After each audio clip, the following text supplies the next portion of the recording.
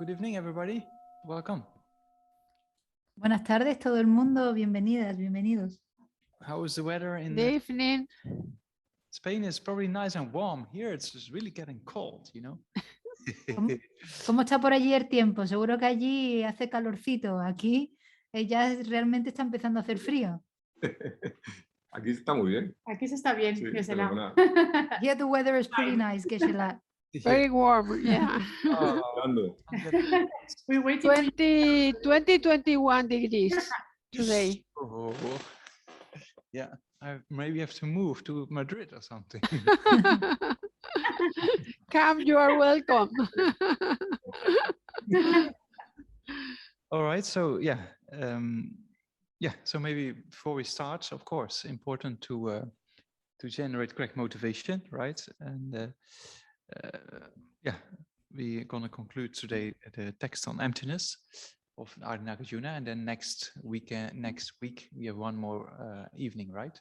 Then we do the praise of the Vajra mind, of the ultimate nature of the mind. So for those kind of discussions or thinking about these points, it's important to generate correct motivation, and then mainly the motivation of wanting to eliminate suffering of others and achieve the state of enlightenment for that purpose.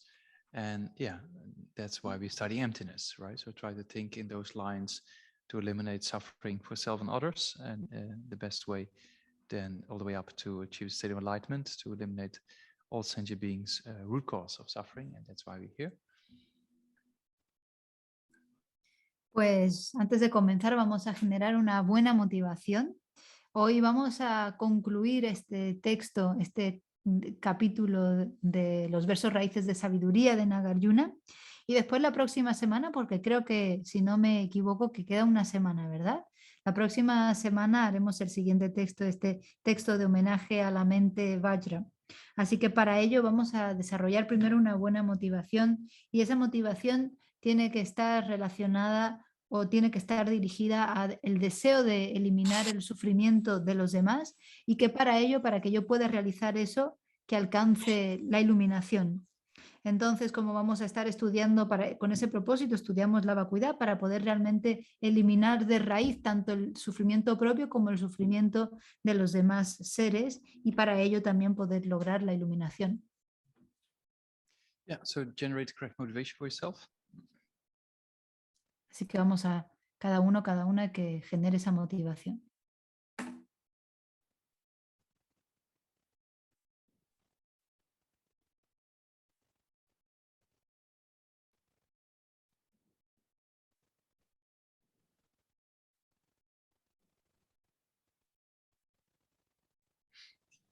And to enhance that motivation, think surrounding yourself are the beings of the 6 realms in human aspect and undergoing individual suffering, and there's no controller, there's no kind of refuge for them, you know, there's no really a self that protects them, so they're actually wandering around, and we have an common connection with most of them, and certain beings don't have a strong connection with the Buddha, so it's actually a responsibility for us to achieve enlightenment. So visualize beings surrounding yourself in that way, and think to lead them to enlightenment, and for that purpose to take responsibility. And then we start with that responsibility in the prayers, right? To be the chanting leader, to make a connection with them, to lead them as a beginning point all the way up to enlightenment. And then taking that into account, then we recite the prayers together.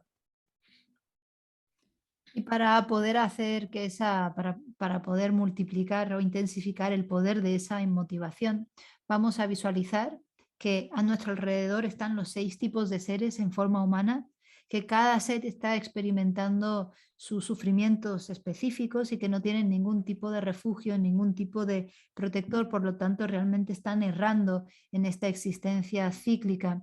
Y sin duda tenemos conexiones muy especiales con muchos de esos seres. De hecho, muchos de esos seres no tienen una conexión especial con Buda, pero sí que tienen una conexión especial con nosotros o nosotras, y por tanto tenemos que pensar que es nuestra responsabilidad el alcanzar la iluminación y poder así guiar a esos seres con quien tenemos esta conexión especial a la iluminación. Y precisamente lo hacemos ahora imaginando que estamos guiándolos en estas oraciones que vamos a recitar, asumimos esa responsabilidad y pensando así recitamos las siguientes oraciones.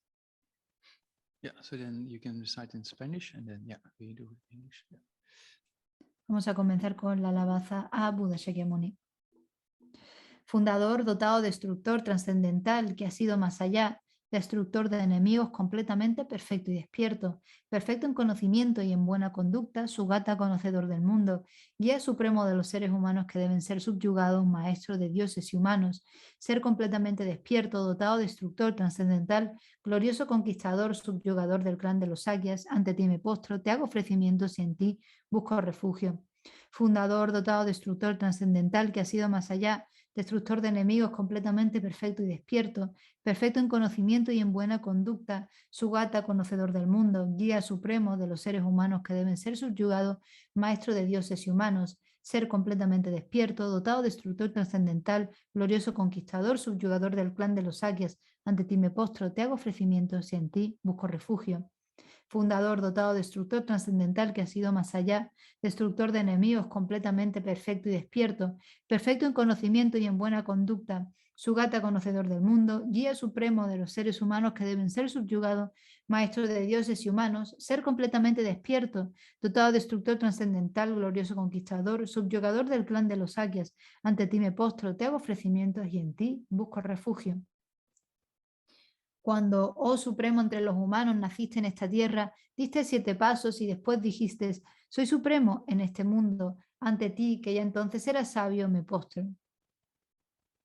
Con cuerpos puros, forma supremamente pura, océano de sabiduría, como una montaña dorada, fama que resplandece en los 3 mundos, vencedor de los mejores, Señor, ante ti me postro.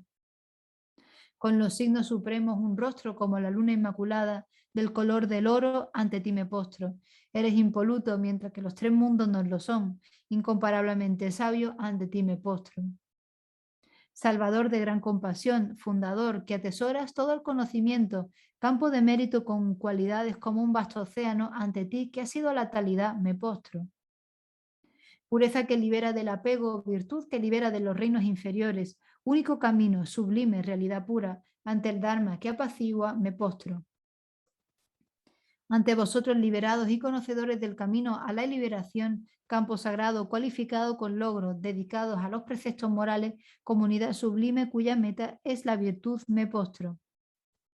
Homenaje al Buda Supremo, homenaje al refugio del Dharma, homenaje a la Gran Sangha, a los 3 homenajes siempre devota. A todos los dignos de respeto, inclinándome con tantos cuerpos como átomos tienen los reinos, en todos sus aspectos, con fe suprema rindo homenaje. No cometas ni una acción dañina, realiza solo acciones virtuosas perfectas, subyuga tu mente completamente, esta es la enseñanza de Buda. Como una estrella, una aberración visual, la llama de una lámpara, una ilusión, una gota de rocío, una burbuja, un sueño, un relámpago, una nube, considera así todos los fenómenos condicionados. Que por estos méritos alcance el estado de omnisciencia, subyuga al enemigo, los defectos, y libera a los seres del océano del samsara donde están atormentados por las olas del envejecimiento, la enfermedad y la muerte. Sutra del corazón de la perfección de la sabiduría. Me postro ante la triple joya ARYA. Así hay una vez. El Bhagavan estaba en la montaña llamada Pico del Buitre en Rayagrija, acompañado de una gran asamblea de monjes y de bodhisattvas. En aquella ocasión, el Bhagavan estaba absorto en la concentración sobre las categorías de los fenómenos llamada percepción de lo profundo. Al mismo tiempo, también el Arya Avalokiteshvara, el Bodhisattva Mahasattva, consideraba la práctica de la profunda perfección de la sabiduría y percibía los 5 agregados también vacíos de existencia inherente. Entonces, por el poder de Buda, el venerable Shariputra preguntó al Arya Avalokiteshvara, el Bodhisattva Mahasattva, ¿cómo debería adiestrarse un hijo de buen linaje que desea practicar la profunda perfección de la sabiduría? Así dijo, y el Arya Avalokiteshvara, el Bodhisattva Mahasattva, respondió al venerable Sharabhatiputra con estas palabras. Shariputra, cualquier hijo o hija de buen linaje que desee practicar la profunda perfección de la sabiduría deberá contemplarla así, considerando repetidamente y de modo correcto estos 5 agregados como también vacíos de naturaleza inherente. La forma es vacuidad, la vacuidad es forma, la vacuidad no es más que forma, la forma no es más que vacuidad. Del mismo modo, la sensación, la discriminación, los factores de composición y la conciencia son vacíos. Shariputra, asimismo, todos los fenómenos son vacíos, sin características, no son producidos ni destruidos, no son ni impuros ni libres de impureza, ni deficientes ni completos. Por eso, Shariputra, en la vacuidad no hay forma, ni sensación, ni discriminación, ni factores de composición, ni conciencia. No hay ojos, ni oídos, ni nariz, ni lengua, ni cuerpo, ni mente. No hay forma visible, ni sonido, ni olor, ni sabor, ni objeto del tacto, ni fenómeno. No hay elemento del ojo y así hasta no haber elemento de la mente ni elemento de la conciencia mental. No hay ignorancia ni extinción de la ignorancia, etc. Hasta no haber envejecimiento ni muerte, ni extinción del envejecimiento y de la muerte. Asimismo, no hay sufrimiento, ni origen, ni cesación, ni camino. No hay sabiduría suprema, ni logro, ni tampoco ausencia de logro. Así pues, Shariputra, como no hay logro, los bodhisattvas confían en la perfección de la sabiduría, la mente sin oscurecimiento ni miedo y moran en ella. Así trascienden los errores y alcanzan la meta del nirvana. También todos los budas de los tres tiempos, de modo manifiesto y completo, despiertan a la insuperable, perfecta y completa iluminación basándose en la perfección de la sabiduría. Por eso, el mantra de la perfección de la sabiduría, el mantra del gran conocimiento, el mantra insuperable, el mantra igual a lo inigualable, el mantra que pacifica por completo todo el sufrimiento, debe ser reconocido como la verdad porque no es falso. Este es el mantra de la perfección de la sabiduría. Tayada Om Gate Gate para Sangate Bodhi Soha. Shariputra, así debe adiestrarse en la perfección, en la profunda perfección de la sabiduría el Bodhisattva Mahasattva. En ese momento, el Bhagavan emergió de la concentración y alabó al Arya Avalokiteshvara, el Bodhisattva Mahasattva, con estas palabras. Bien dicho, hijo del linaje. Así es, así es. La profunda perfección de la sabiduría debe ser practicada tal como has indicado. Incluso los Tathagatas se alegran. Después de que el Bhagavan hubo dicho esto, el venerable Sharabhatiputra, el Arya Avalokiteshvara, el Bodhisattva Mahasattva y toda la asamblea junto con el mundo de los dioses, humanos, asuras y gandharvas se llenaron de júbilo y alabaron las palabras del Bhagavan. Oración a la Dakini, rostro de león. Me postro ante la asamblea de Dakinis en los tres chakras que permanecen en el sagrado yoga de usar el espacio. Por vuestros poderes de clarividencia y emanación mágica, cuidad de los practicantes como una madre a su hija. Akasamara Sashadara Samaraya Peta, Akasamara Sashadara Samaraya Peta, Akasamara Sashadara Samaraya Peta. Akasamara Sashadara Samaraya Peta, Akasamara Sashadara Samaraya Peta, Akasamara Sashadara Samaraya Peta, Akasamara Sashadara Samaraya Peta, Akasamara Sashadara Samaraya Peta, Akasamara Sashadara Samaraya Peta.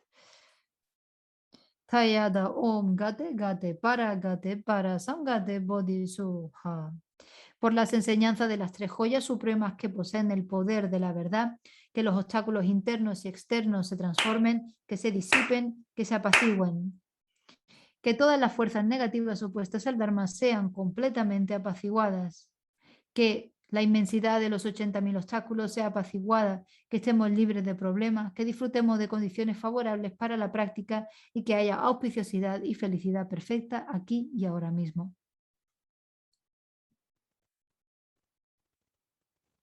Vamos a la oración del Amrim. Fundamento de todas las buenas cualidades. El fundamento de todas las buenas cualidades es el maestro bondadoso, perfecto y puro. La correcta devoción hacia él o ella es la raíz del camino. Al ver esto claramente y aplicar gran esfuerzo, te ruego que me bendigas para confiar en él o ella con gran respeto. Al comprender que la preciosa libertad de este renacimiento solo se encuentra una vez, que es altamente significativa y difícil de encontrar de nuevo, te ruego que me bendigas para que genere la mente que, sin cesar, día y noche, toma su esencia. Esta vida es tan transitoria como una burbuja de agua, recordando cuán rápidamente decae y llega la muerte, y que después de la muerte, como la sombra sigue al cuerpo, siguen los resultados del karma blanco y negro. Al hallar una convicción firme y definitiva en esto, te ruego que me bendigas para que siempre ponga cuidado en abandonar incluso a la más pequeña de las negatividades y llevar a cabo todas las acciones virtuosas. Buscar placeres samsáricos la puerta a todo el sufrimiento, son inciertos y no se puede confiar en ellos. Al reconocer estos defectos, te ruego que me bendigas para que genere la fuerte aspiración por el gozo de la liberación. Guiada por este pensamiento puro, surgen la atención, la alerta y una gran cautela. La raíz de las enseñanzas es mantener los votos de la liberación individual. Te ruego que me bendigas para que lleve a cabo esta práctica esencial. Tal como yo he caído en el océano del samsara, así han caído todos los seres errantes, mi madre. Te ruego que me bendigas para que vea esto, para que me adiestre en la suprema bodhicitta y para que asuma la responsabilidad de liberar a los seres errantes. Si solo desarrollo la bodhicitta pero no practico los 3 tipos de moralidad, no alcanzaré la iluminación. Al recordar todo esto con claridad, te ruego que me bendigas para que practique los votos del bodhisattva con gran energía. Una vez haya apaciguado las distracciones hacia los objetos erróneos y haya analizado correctamente el significado de la realidad, te ruego que me bendigas para que genere en mi mente sin demora el camino unificado de la calma mental y la visión superior. Habiéndome convertido en un recipiente puro al adiestrarme en el camino general, te ruego que me bendigas para que entre por la puerta sagrada de las afortunadas, el supremo vehículo Vajra. En ese momento, la base para conseguir los 2 logros es mantener puros los votos y el samaya. Al convencerme firmemente de esto, te ruego que me bendigas para que proteja estos votos y compromisos como a mi vida. Así pues, al haber comprendido la importancia de los 2 estadios, la esencia del Vajrayana, y practicar con gran energía sin abandonar el yoga supremo de las 4 sesiones, te ruego que me bendigas para que practique correctamente las palabras del Sagrado Maestro. Asimismo, que los maestros que muestran el noble camino y las amigas espirituales que lo practican gocen de una larga vida. Te ruego que me bendigas para que apacigüe por completo todos los obstáculos externos e internos. Que en todas mis vidas, sin separarme nunca de maestros perfectos, disfrute del magnífico Dharma, que por completar las cualidades de los estadios y caminos alcance rápidamente el estado de Vajradhara. Ofrecimiento de mandala corto. Esta base, ungida con perfume, cubierta de flores, adornadas con el monte Meru, los 4 continentes, el sol y la luna, la imagino como un campo de Buda y la ofrezco. Que todos los seres disfruten de esta tierra pura. Oh Lama puro, sagrado y perfecto, desde las nubes de compasión que se forman en los cielos de tu sabiduría del Dharmakaya, te ruego que derrames una lluvia de Dharma vasto y profundo, exactamente de acuerdo con las necesidades de los que deben ser adiestrados. Ye Dhamma Guru Rana Mandala Kam Niryadayahami. Sangye Jedang Suni Sunam La Janju Badu Dani Gyazu Ji Dagi Juje Gibe Sonang Dola Benje Sangye Ruba Jo Sangye Jedang Suni Sunam Janju Badu Dani Gyazu Ji Dagi Juje Gibe Sonang Dola Benje Sangye Ruba Jo Sangye Jedang Suni Janju Badu Dani Gyazu Ji Dagi Juju Gibe Suna Dola Penshe Sangye Doba Sho Jutun Kangi Tuzun Nezube Tawa Tanje Pamache Tamba Jujun Chupa Gotam De La Chatsel Long.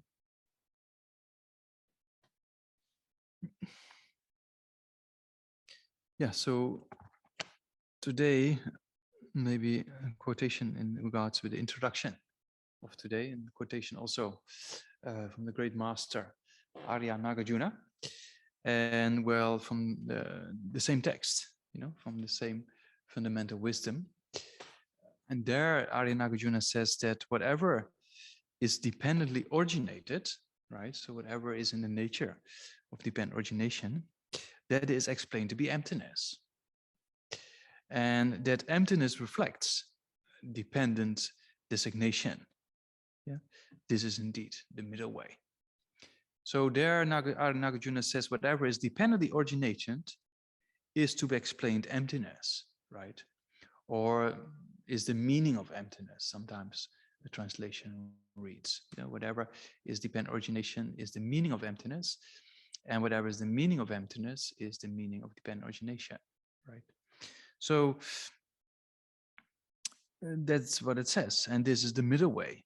Yeah, so that means that emptiness is not the same as dependent origination, right? So dependent origination is a conventional truth, and emptiness is an ultimate truth, right? So there's 2 different things, but it's like 2 sides of a coin, you know, that one side of the coin is emptiness, and the other side of the coin is dependent origination.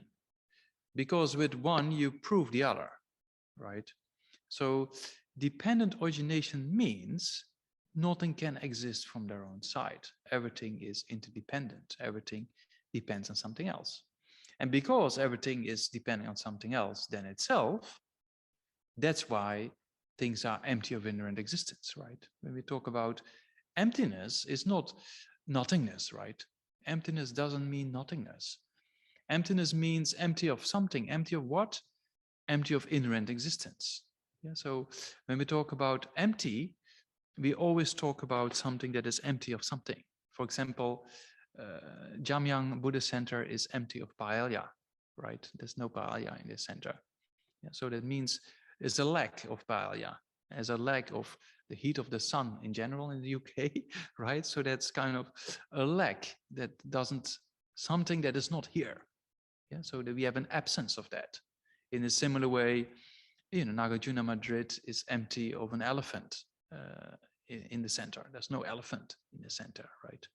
So that means if we talk about emptiness, then we talk about empty of something. So in this case, empty of inherent existence. Yeah. So a few evenings we gathered, we talked about this I that appears when we get angry, or when a strong excessive desire comes, or when somebody criticizes us. There's always this grasping at how dare this person say this to me. I am not like this. Yeah, so we grasp to this I, and that I appears to our mind. It appears to our mind to exist very solid, you know, all by itself without dependence. That's how it appears. If you really check, how does this I appear? You know, it appears in a way without depending on anything else, just by itself, like it's the boss or it's in control and decides what to do, and you know, it doesn't depend on others. That's how it appears, right? But we say that's not reality, because if you look for that I, you cannot really find it from the tip of your toe, your lower legs, your upper legs, in your body, your head, your arms. There is no solid I to be found, right? So that means, why is there no solid I to be found? Because your body and mind are in the nature of interdependence, right? If you analyze your body and mind momentary changing, right, it's a process. There is no concrete I to be found in that process. Yeah, so that means this I not being there, this concrete inherent I not being there, is emptiness, right? The lack or the absence of inherent existence is what we call emptiness. You know. So how do we prove that? Previously we saw it's not one with or different from the body and mind, and you cannot really find it. If you check in your body, it's not really there. You check in your mind, it's not really there. Yeah, so we talked about last time. So today, another important reasoning is the reason of dependent origination, because the reason of dependent origination is kind of what we call the king of reasons. Yeah, the king of reasons to prove emptiness. Why is it the king of reasons? Because dependent origination has two terms. I don't know, in Spanish it's the same, yeah? Yeah, you have two terms, yeah. So that means that dependent means things cannot exist from their own side, and that's why it depends on something else than itself, right? For our body, we need to depend on food, we need to depend on what we drink, we need to depend on the air, we need to depend on many things other than the body itself, right? Yeah. So our mind, same thing. Our mind needs a physical brain, our mind needs objects, because without objects, there is no perception, right? So a mind also depends on things other than itself. Yeah, so that means that everything that exists depends on something else than itself.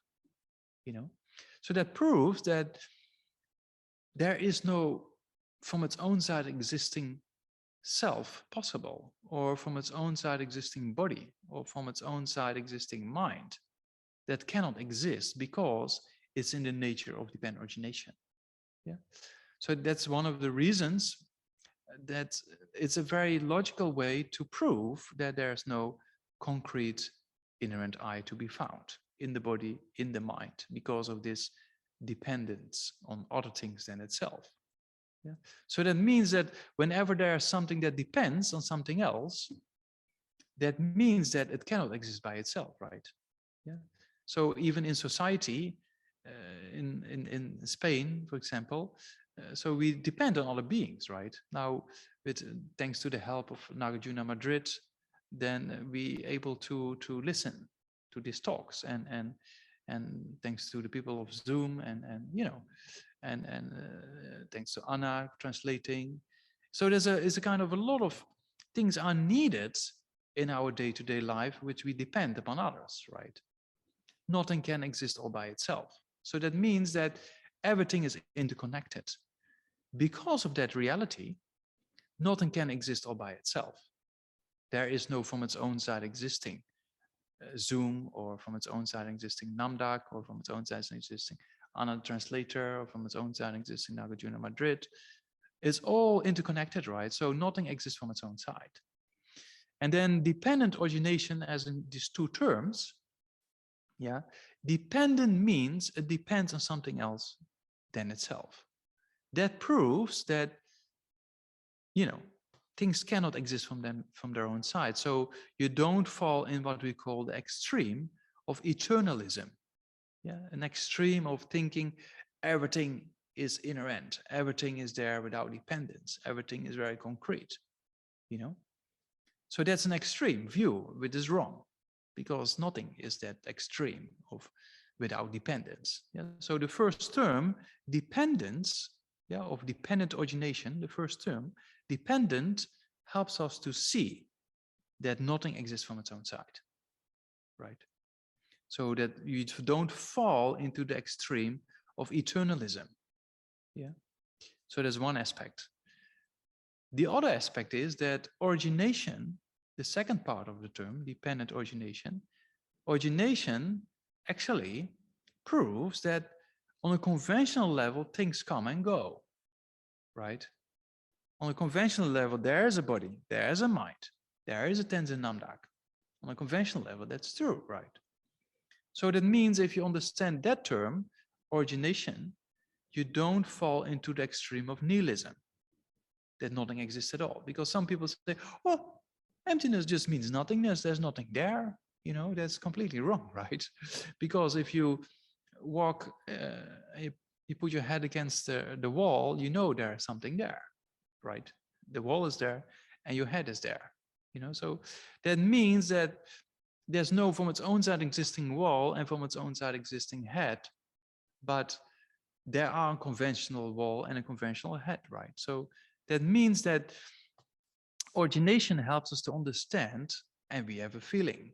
Yeah, we have either happiness or suffering, depending on certain conditions, right? So that means those feelings, they exist. Yeah. So, and they come and about by cause and conditions. Yeah? So they originated. So dependent origination, the term origination helps us not to fall into the extreme of nihilism, right? There's two extremes: eternalism, grasping at inherent existence, and nihilism, grasping that at things nothing exists at all, right? So with dependent origination, with those two terms, you prevent yourself from falling into those two extremes. You don't see things as very concrete, and you don't go to the extreme that nothing exists at all. Yeah, so that's why dependent origination is often be called as the king of reasoning, you know? Yeah, because of that kind of quality. Yeah, you don't fall to the two extremes. Yeah. So dependent origination is a very important teaching of the Buddha, if not one of the most important teachings of the Buddha. As you know, Lama Tsongkhapa, the founder of the Gelug tradition, when he realized emptiness for the first time, he wrote his praise to the Buddha, right, in praise of dependent origination. So ARYA Nagarjuna did something very similar. Yeah, there's one quotation I think we started with on the first day, where it says, you know, you moved out of compassion. You eliminate wrong views. You know, you teaching of the sublime Dharma, to Gautam Buddha I pay homage. You know, so That means that moved out of compassion, you eliminate wrong views, right? So there's not a wrong view of individuals, but the wrong views in our minds.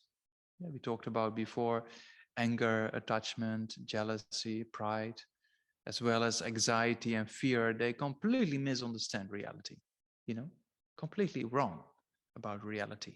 Then if we have too many expectations which is not met, then we have a problem, so that means that those forms of destructive emotions are not in constant reality. Yeah. And the Buddha helps us to eliminate them, and all the way up to this wrong view of ignorance, not understanding the self, because we see this ignorance creates these destructive emotions, right? There's this I that generates, based upon this I, anger, attachment, jealousy, pride, right? So this I has to be tackled, so that's why ignorance, to remove ignorance, is the most important aspect of the Buddhist teaching. And then in the same quotation it says, you moved out of compassion, you eliminate wrong views, you teacher of the sublime Dharma, line number 3, right? You teacher of the sublime Dharma. Then actually it talks about the sublime Dharma of dependent origination, to Gautam Buddha I pay homage. That's in the last line. Yeah, so the Arya Nagarjuna praised the Buddha because of his teaching on dependent origination. Lama Tsongkhapa, I just mentioned, he did the same thing. When he realized emptiness for the first time, he praised the Buddha's teaching on dependent origination. Yeah, if you read, it's also in Spanish, right? In praise of dependent origination. Yeah. So if you read in praise of dependent origination, you can see Lama Tsongkhapa's, after realizing emptiness, so much respect for the Buddha, because it's thanks to the Buddha's teaching on dependent origination that Lama Tsongkhapa realized emptiness, And for us also, it's a very logical reason being used to understand emptiness, because emptiness is not easy. If you're Spanish, or if you're I would say European, but yeah, Spain is in Europe. But if you Spanish or European or Casa, or in the UK, because now the UK is separate, they have this Brexit thing. But yeah, wherever you come from, right? It's kind of, we have same minds, and we have same afflictions, and we have same origins of afflictions, which is this ignorance, But wherever you come from, emptiness is not easy. If you live in Spain or in the UK or another place of the planet, emptiness is very challenging, Why is emptiness so challenging? Because since beginner's lifetime, we are grasping to this I. It's not just one or two occasions or something like that. Then it's easy to eliminate that grasping, right? Yeah. So, but if it's there for a longer period of time, then it's more difficult. So that means for us, emptiness is quite difficult because of thinking always there's this I exists the way it appears, But if you really analyze well, then when you get angry or excessive desire, or you get criticized, you see, where is this I, So you look in your body, as you cannot find it, and you see your body is depending on cause and conditions, right? Even the cells in our body, they change, over time. So sometimes they say, over, what is it? Some people say certain organs, some research been done. They change, the cells change, the whole organ change sometimes within 7 years or so. Yeah, so if you're a heavy smoker, then, it takes time. So but yeah, over time, the lungs, if you still, they reproduce, right? So organs reproduce cells. But if you really think in that way, then you see it's just a process of causes and conditions, right? When you put food inside and then something comes out, right? Then we breathe the air and then hope that we don't breathe the air with COVID inside. So, but we constantly depending on causes and conditions. We eat, we drink, we breathe the air, we do some exercise maybe, I'm not sure. If people in Spain are really into exercise, but yeah, we do those things, right? Yeah, I know Spanish people, they make sure they get enough sleep, because they have the siesta kind of tradition. Yeah, so this seems to be quite an important aspect in health. If you don't sleep too much, of course. Yeah, but yeah. So that means that all the things we do, the body is just a kind of, is a process, right? If you really think about it, it's a process. When because we have dialogues with scientists, and now we have one coming up with Carlo Rovelli, very famous scientist in the field of quantum gravity.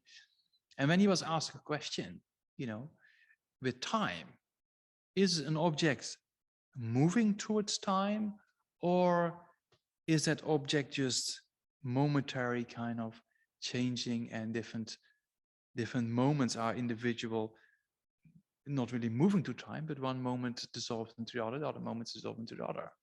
So then he said, yeah, that's the second one. Yeah, so that means that it's a process. There's no real object to be found out there. That's scientific research, right? In quantum mechanics. It's very interesting. So our body is very similar. If you really analyze, you change, right? When you look at a picture when you were 16 and you look how you look now, there's a huge difference. Yeah, and that change happens not overnight. If you wake up and you're 40 years older and then you look in the mirror, it's probably quite a shock, but luckily it happens moment by moment, So the body is momentarily changing. If you really think about it, if the body is really, is it or not? You check, right? Yeah.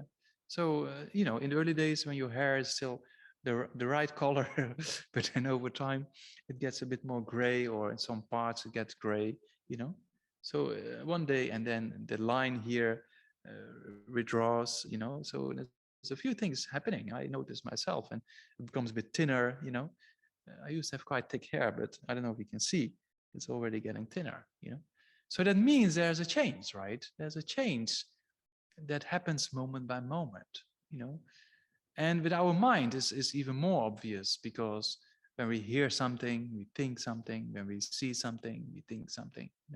So if you just sit down and watch the mind, you can see there's a constant change, right? We hear something, we think. We see something, we think. We read something, we think. And then one thought produces another thought, another thought produces another thought. So in consciousness, it's just a stream of perceptions, right?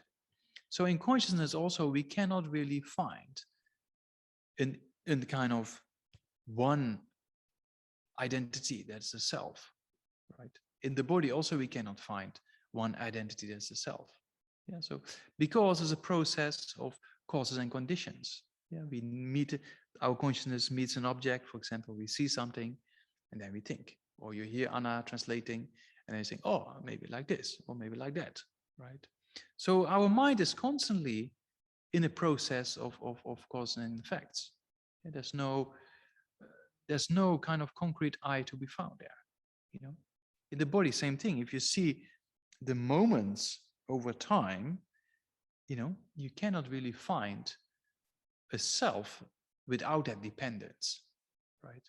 There is no self without dependence on cause and effect. There is no from its own side existing I and mine, as we discussed last time. This I and mine, you cannot find that in this process of cause and effect relationships, right? Yeah, so that's the first level of dependent origination. There's 3 levels of dependent origination, normally, we summarize. So the first level is cause and effect relationships. Because things are in the nature of cause and effect relationships, as we just saw with our body, as we just saw with our mind, there is no place in this cause and effect relationship for an inherent I to exist all by itself, right? And so same as seeds you put in the soil and you give some heat and moisture, and then it grows into a plant, right? It's a process. But there's no from its own side existing seed or sprout or plant. It's just a process of growing, what we call, different phases, but it's just a process of growing. So there's no from its own side existing seed, there's no from its own side existing sprout, and there's no from its own side existing plant. Same with our body. When we were baby born and came out of your mother, womb, then, you know, and then until the present, you changed quite a bit, right? Quite a big change, actually. So that means that this change is there every split second by external causes and conditions, internal causes and conditions, right? So within that process of the body, there's no I to be found. You know, if you then think about all the organs, you know, you put food inside, it'll get digested, and then, you know, this kind of things of the lung function, the heartbeat, you know, it's kind of a very interesting kind of miracle, you know. If you wake up after your siesta, right, then you see actually, oh, it's all working, it's all functioning. You know, it's quite a miracle. If you really think, my mother, she doesn't say she's really a Buddhist, but because her son is walking around like this for quite some time, so that's why she reads, right, a little bit about things. And then she said, you know, when I wake up in the morning, I just sort of think, oh, I'm so happy to be alive still, and it all works. It's true, right? Our body is very complex. You know, there's so many processes going on, right? So, and in those processes, there's no I to be found. You see that? So that's the first level of dependent origination. Our mind, same thing. We cannot find but from its own side existing I in the mind. You know, if you listen, you think. If you see, you think. Yeah, and we have different feelings and different perceptions. It's just a flux of causes and conditions, and there's no place for I within the cause and conditions. So that's the first level of dependent origination, which is causes and conditions, yeah, or cause and effect relationships. And there is no inherent I to be found. So we say, you know, Tenzin Namdak, and then you say your own name, right? Doesn't exist inherently because it's in the nature of cause and effect relationships, right? So there's the first level of dependent origination because it's in the nature of cause and effect relationship.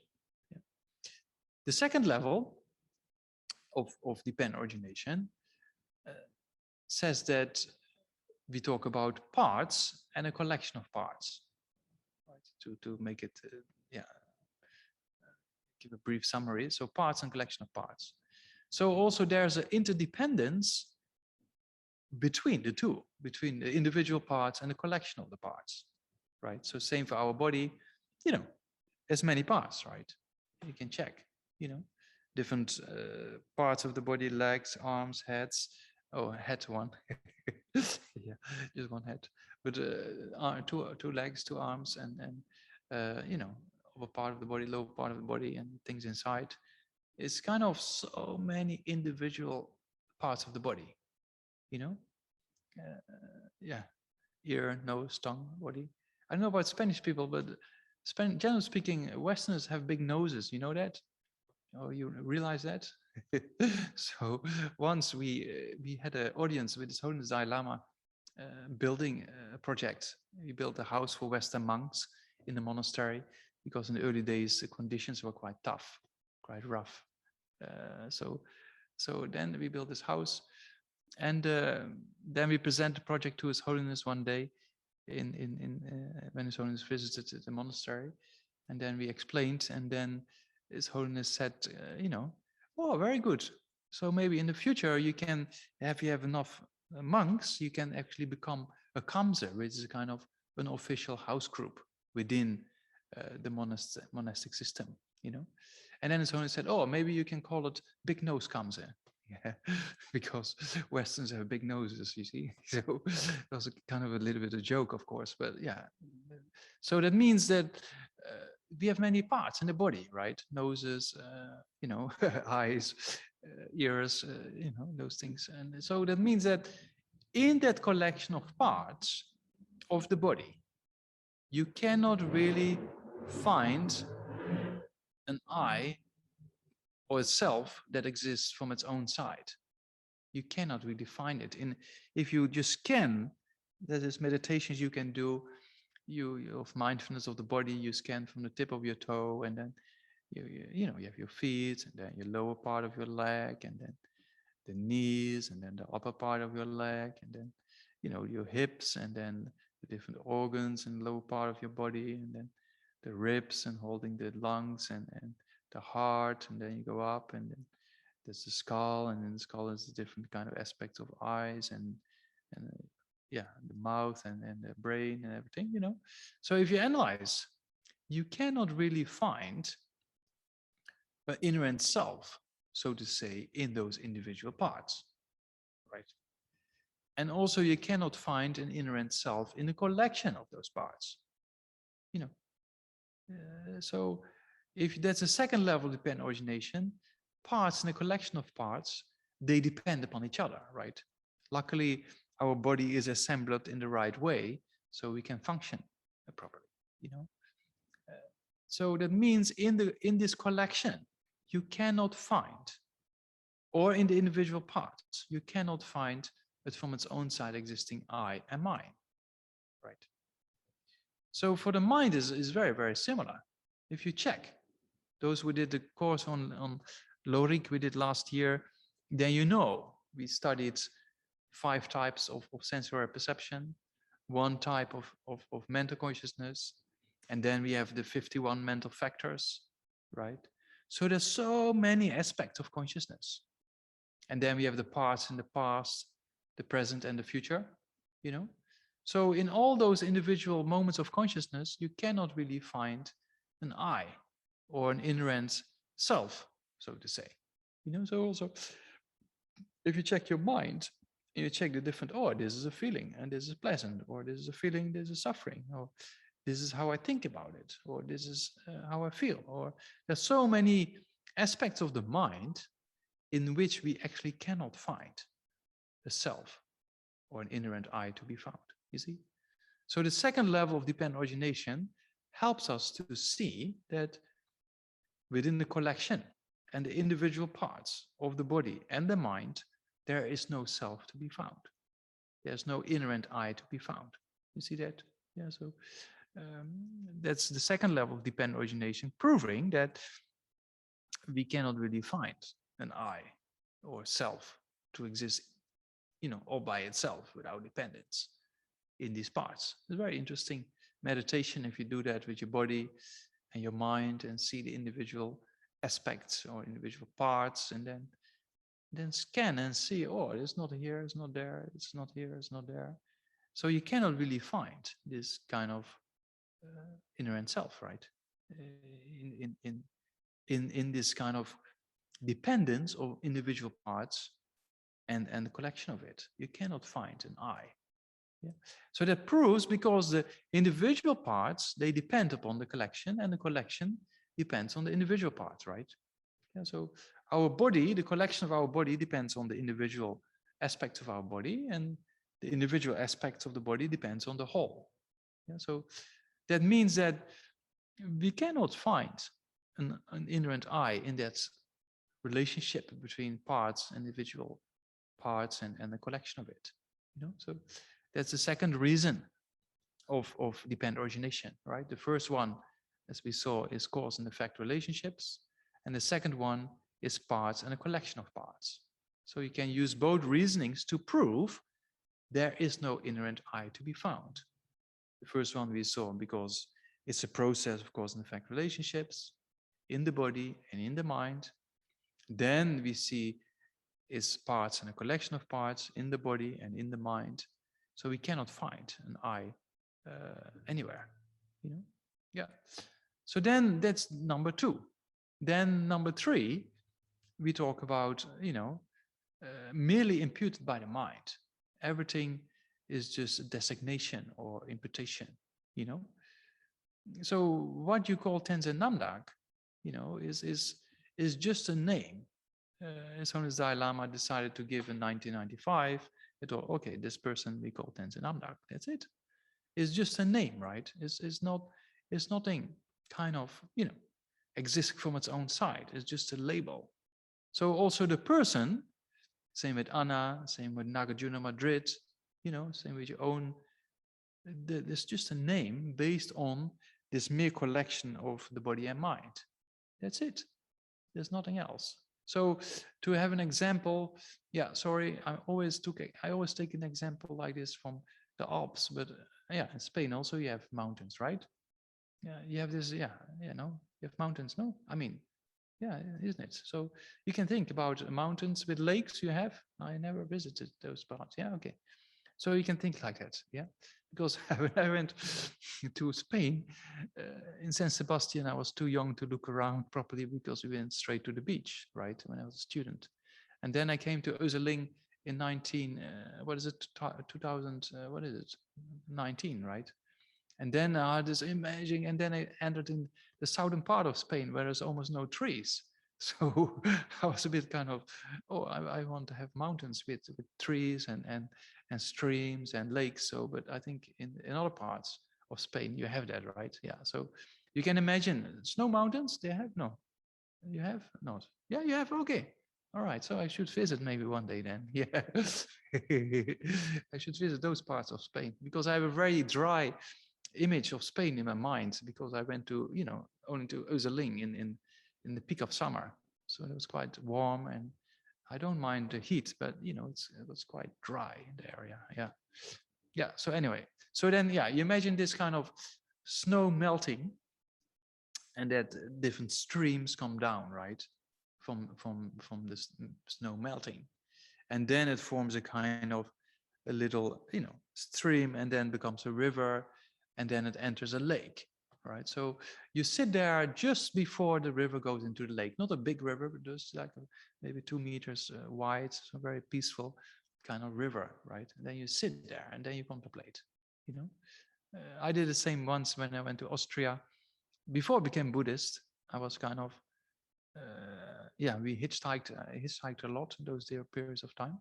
And then I had 2 weeks off. I thought, oh, let's hitchhike by myself because I had some money and I had not much money at the time. But so then I hitchhiked to Austria and went to this spiritual kind of path, sitting under a tree and, you know, meditating without really knowing what you were doing. So I was just wasting my time, basically. But it was the first start of a little bit of spirituality in my life. So that's what I did. Okay. So then I was also sitting next to this little river, and there was a lake. At that time, I just didn't know what I was doing. But if I remember that picture, it's very interesting, because if you sit there and you think, look, the water in this river is just temporarily there, right?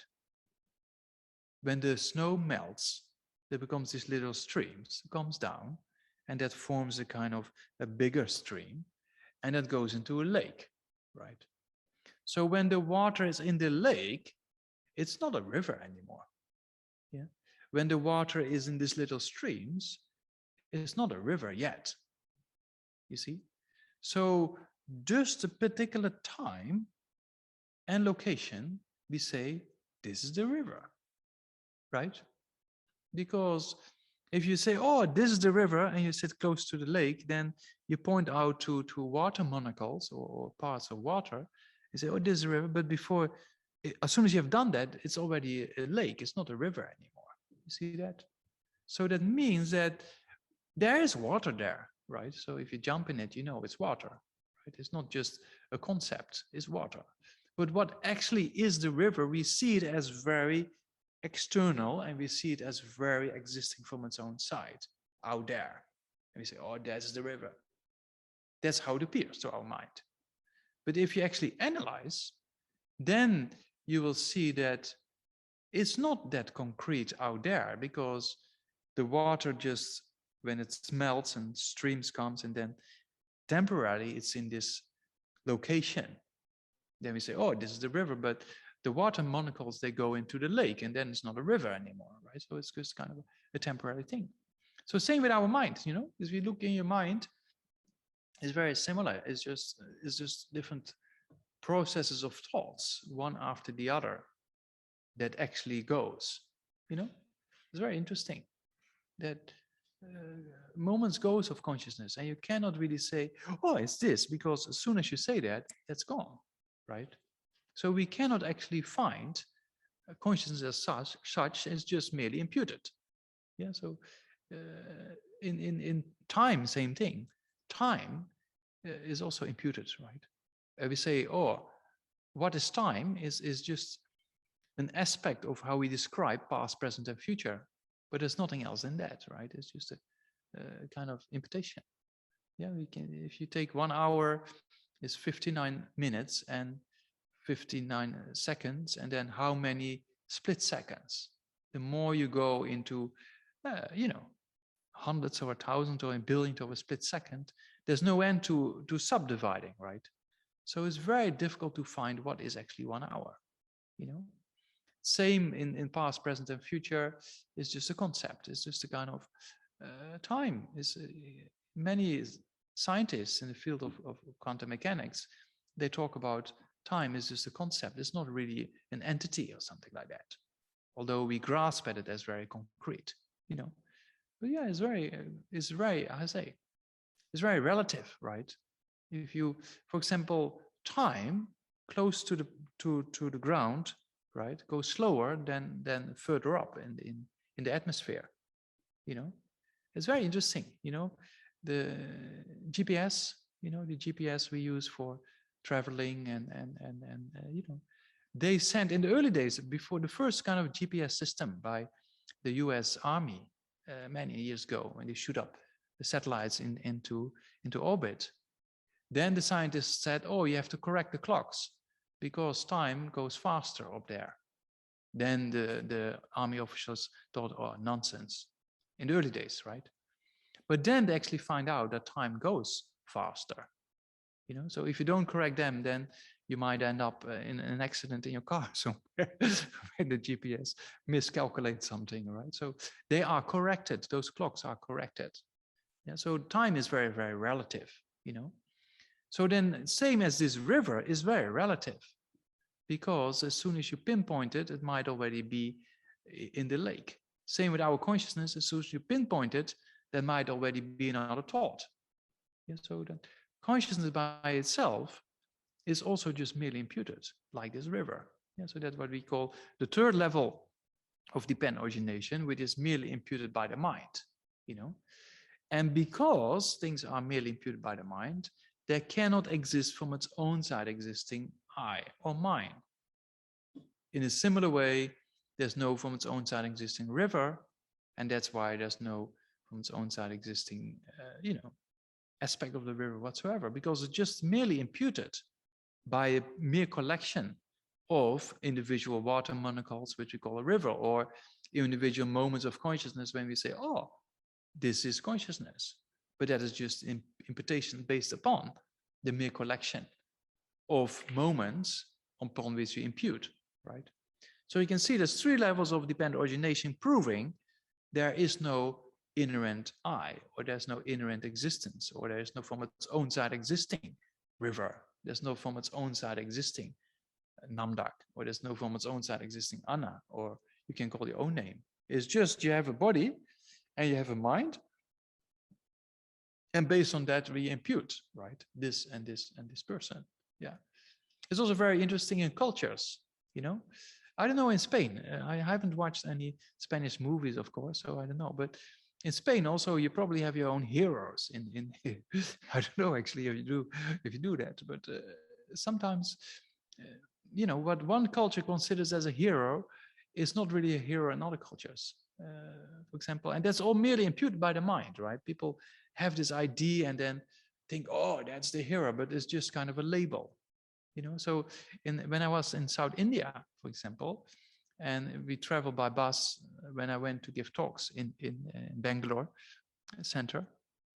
In the early days it was a bit, now the roads are better, but then sometimes you're forced to look at the screen. So sometimes you sit in the bus and you want to do your prayers, but then the loudspeakers are quite loud because the movie is kind of on, right? So then you see this kind of hero, you know. The typical hero in Karnataka, for example, is a guy with a black leather jacket and black sunglasses, you know, and then some like a black cap or something like that, and then a black mustache. Without a mustache, it's not really the hero. Then a big one, you know, small but thick. So then he's walking, and then the movie, then the music when you walk, tung tung tung tung, right? So then the hero is coming into the screen, and everybody, wow, the hero is coming. But then once I was with a few of my friends, Western friends, and we a bit in the back of the bus, and we saw this guy walking and the music. It was a bit kind of not a very professional movie, I have to admit, but you know, so then we start laughing about this guy. Look at this guy, you know, it's so funny. But then the people looked at us and said, "What?" They couldn't understand that we found it funny, because in their mind is kind of the hero, right? And our mind is kind of, why is this guy dressed up like that? You know, it's true, right? So it's very much like that, you know. Also, when I walk around here in London like this, I got many comments, you know.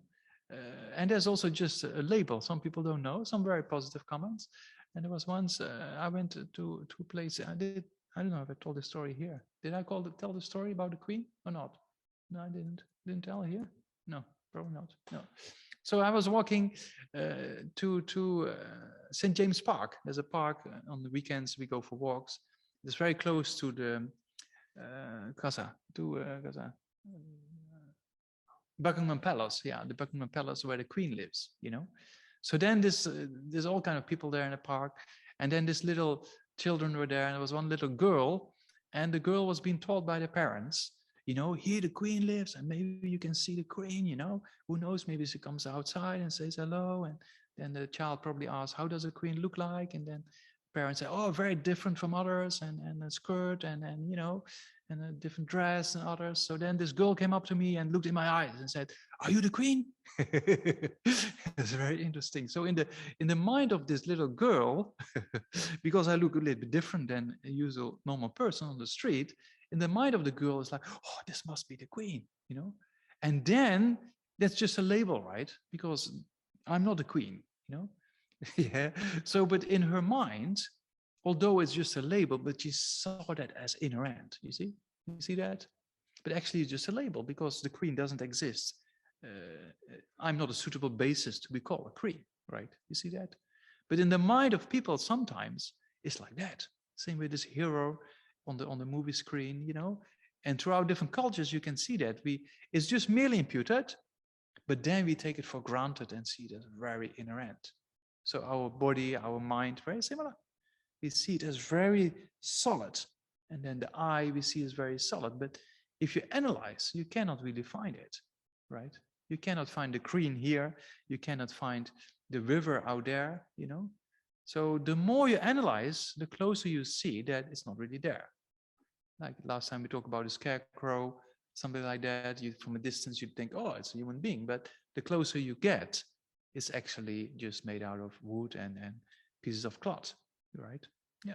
So that's kind of examining reality. There's an eye that appears very solid and concrete, but actually when you look for it, there's cause and effect relationships, there's parts and a collection of parts, and actually just merely imputed. So you cannot really find an eye as such. Yeah, so there are the three levels of dependent origination: cause and effect, parts and a collection of parts, and merely imputed by the mind, just a label.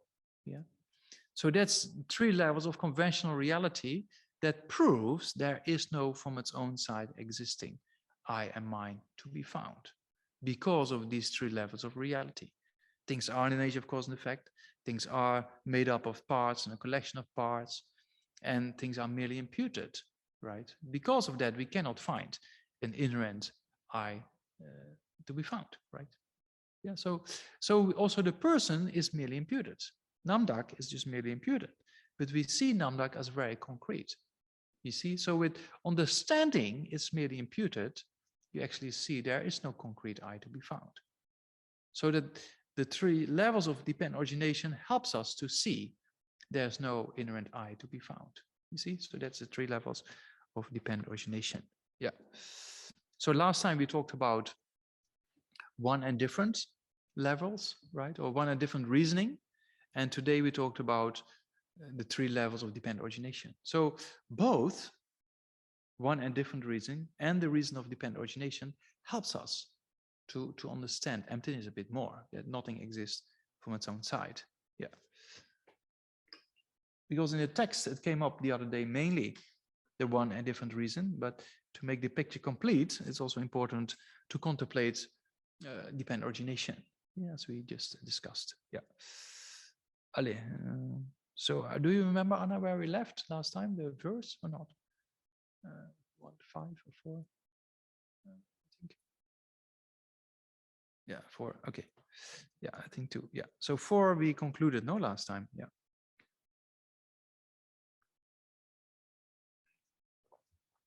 So we talked about I and mine. Yeah. So this I that we now see doesn't exist the way it appears, but the way it appears causes a problem, right? The way it appears causes a problem. So we have to look for means to find out it doesn't exist the way it appears. You know. Yeah.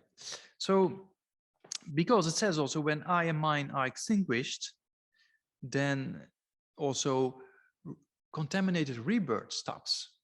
If there's no ignorance, then the remaining 12 links will not come into being, right? So if there's no ignorance, then also destructive emotions will not come into being, right? So afflictions will not come into being. So that's actually why we have to contemplate and understand that the I and mine doesn't exist the way it appears. Yeah. So that we saw in verse number 4, for example. Yeah. That birth ceases because there's no cause for contaminated rebirth. If you see the emptiness or the absence of an I or mine, right? When we talk emptiness is empty of an inherent I and mine. So what is the view of the transitory collection? We look at the body, we look at the mind, and then we think there's an I there. And that I exists from its own side. And because of that, we have a mind, my phone, or my laptop, or my house, or my this, my clothing, my this, my that. And so we grasp at things because of this. We think things exist very concrete. Yeah. Yeah. So if you understand by the 3 levels of dependent origination, for example, as we just saw, that things don't exist the way it appears, we can cut down this kind of grasping. And then eventually, when you get a realization and a direct perception, then that's possible to eliminate this ignorance. Yeah, so that's also verse number 5 talks about a similar thing, right? That in verse 5, it talks about ceasing of action and affliction leads to nirvana, right? Action and affliction come from conceptual thoughts or misunderstandings of ignorance. Yeah. And this comes from mental elaborations. And then elaboration seeds through emptiness. So same thing. Because we grasp at an I and mine, that's why we generate attachment, that's why we generate anger, jealousy, pride, fear, anxiety, depression. It's all rooted in a sense of an I, right? A kind of self-deceptive thought, yeah, which is focused upon the self-identity to seem to exist from its own side. Yeah, so that's the way it appears, but that actually is a cause for many problems. But if you see that is just created by the mind, you see that it doesn't exist the way it appears because of the reasons we just discussed last week and this time, about you cannot find it one with and different from the body, you cannot find it one with and different from the mind, right? And this I cannot be found in the cause and effect relationships, this I cannot be found in the parts and the collection of parts, and this I can only be found in the mere impartition, as we discussed today. So you cannot find this. So then you see, it's not there. And so the way you meditate is to first you get a very clear picture. How does this I arise when strong desire comes, or attachment, or jealousy, or pride, or you're close to death, you're almost falling off a cliff or falling off a building. So you imagine, right? So then this grasping at a concrete I, you know. So you hold that for some time, and then you make that the appearance clear, and then you analyze: is one with or different from body and mind, or you use the 3 levels of dependent origination, right? And then it can happen that over time you see it's not there, right?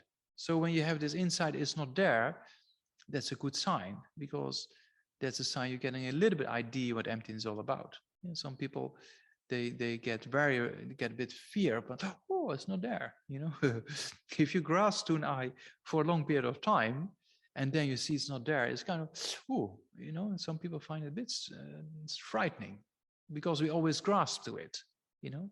and now you see it's not there. So that can be a kind of a little bit shock to the system. Then there's nothing wrong with that, because then you see, oh, it's not there, you know? Yeah. So that's then, but then you say, oh, this is probably emptiness, right? If you say that, then you're not meditating on emptiness anymore, because you're already conceptualizing it and thinking about things. Only the lack or the absence of inherent existence is what we call emptiness, right? So when you contemplate, then when you analyze the inherent I or the inherent mind is not there, then you should focus upon that not being there and nothing more. You know, that's why we have to focus upon that aspect of emptiness, rather than contemplating, oh, this is then probably emptiness, because then you lose it already, right? Yeah. So that's kind of the way to meditate on emptiness. You recognize how it appears, and then you refute it with the different reasons, as we discussed, and then the lack or the absence of the I should arise to the mind. And then you hold that for a little bit, and then you start over again. How does the I appear? Then you keep the clear picture, hold it, and then from the corner of your mind, you analyze with one and different reason, or dependent origination reasons, and you come to conclude, oh, it's not there. Then you hold it a little bit, and then you start over again. You do it very in short kind of periods of time. Yeah, if you want to contemplate emptiness a bit. Yeah. Yeah. So then it says here, then by emptiness, then all elaborations or all misunderstandings dissolve into emptiness, right? So it doesn't mean that all conceptual forms of consciousness are not are to be abandoned, right? That's not true, because the first time we contemplate emptiness is a conceptual process, as we discussed last year, that we have conceptual consciousness and non-conceptual consciousness. So eventually, because emptiness is, as we discussed before as well, is a slightly hidden phenomena, right? That means we cannot see emptiness, we cannot taste it. That would be nice if you can taste emptiness with your, you know, with your tongue, or see it with your eyes. But unfortunately, that's not the case, right? We have to think about it, you know. So we need a conceptual form of consciousness to think about it. Yeah. And eventually, then the more you habituate yourself to it, then one day it becomes direct perception. Yeah. So same as learning a language, right?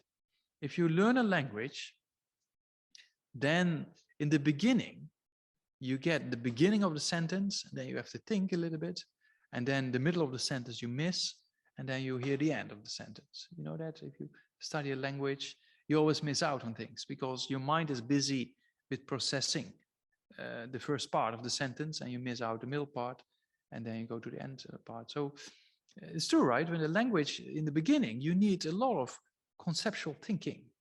Yeah, it doesn't go automatically. So I remember when I was just into debate, then I started learning Tibetan language in Dharamshala, and then I did a little bit Tibetan language in Ganden Jangse, one of my teachers' monasteries, and they all spoke quite central dialect. You know, Tibetan is not easy, as you know, and there's different dialects. I don't know, Spain also have different dialects, right? Yeah, so it's true. The northern people can understand the southern people, or not? Is it also no? Oh, no. Even in the Netherlands, it's like that. People from the south, they cannot really understand the real traditional dialects from the north. It's a very small country. But yeah. So in Tibetan, it's also like that. I was in Ganden Jangsen. There was one monk from Amdo and one from Kam, and they were talking to each other in Chinese, because they couldn't understand each other's dialect. You see, so it was very interesting.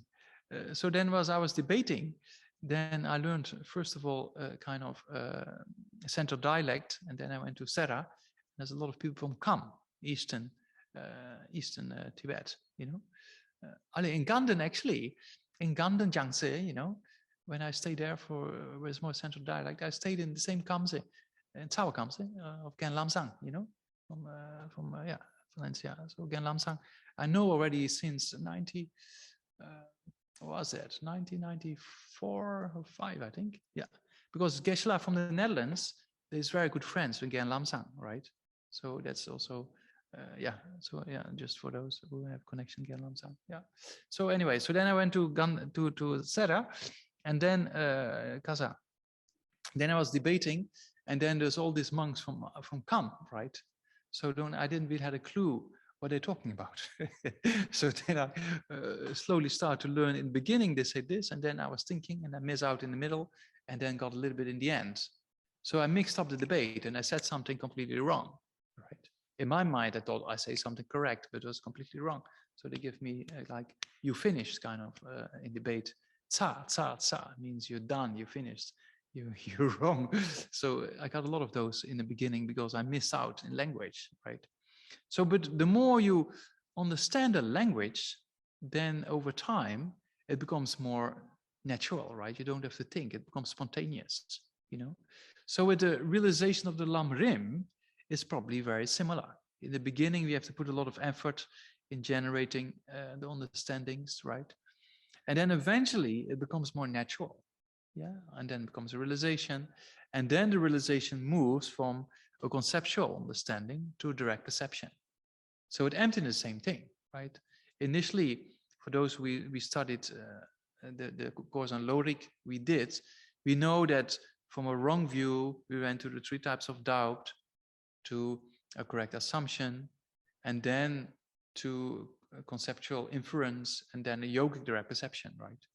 So that yogic direct perception is the direct realization of emptiness. You see emptiness like you see the screen right now. That clear, you see with your mental consciousness emptiness, if you have a yogic direct perception, right? So initially we have to think, and when we think, we use these mental images, but then over time, emptiness appears very clear, you know, like the screen appears to your eyes, that's clear. And that's a kind of direct perception, yeah, of emptiness as we come to that.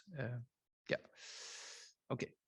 So that's important to know because the last few verses talks about direct perception of emptiness. Yeah. So then if you have this initial understanding of emptiness, then in verse 6 it says that there is a self has been taught and the doctrine of no self by the Buddhas, as well as the doctrine of neither self nor non-self. So there's many interpretations to that verse, but it comes down to that the Buddha very skillfully only taught the most subtle levels of selflessness to those who are ready. But those who are not ready, the Buddha didn't talk about it. Otherwise, there would be a danger they fall in nihilism and think, oh, nothing exists at all. Yeah. So for those who study a bit more, then there's a difference between the autonomy school and the consequent school with regards to emptiness. And the autonomy school tells the consequent school, oh, you fall into the extreme of nihilism.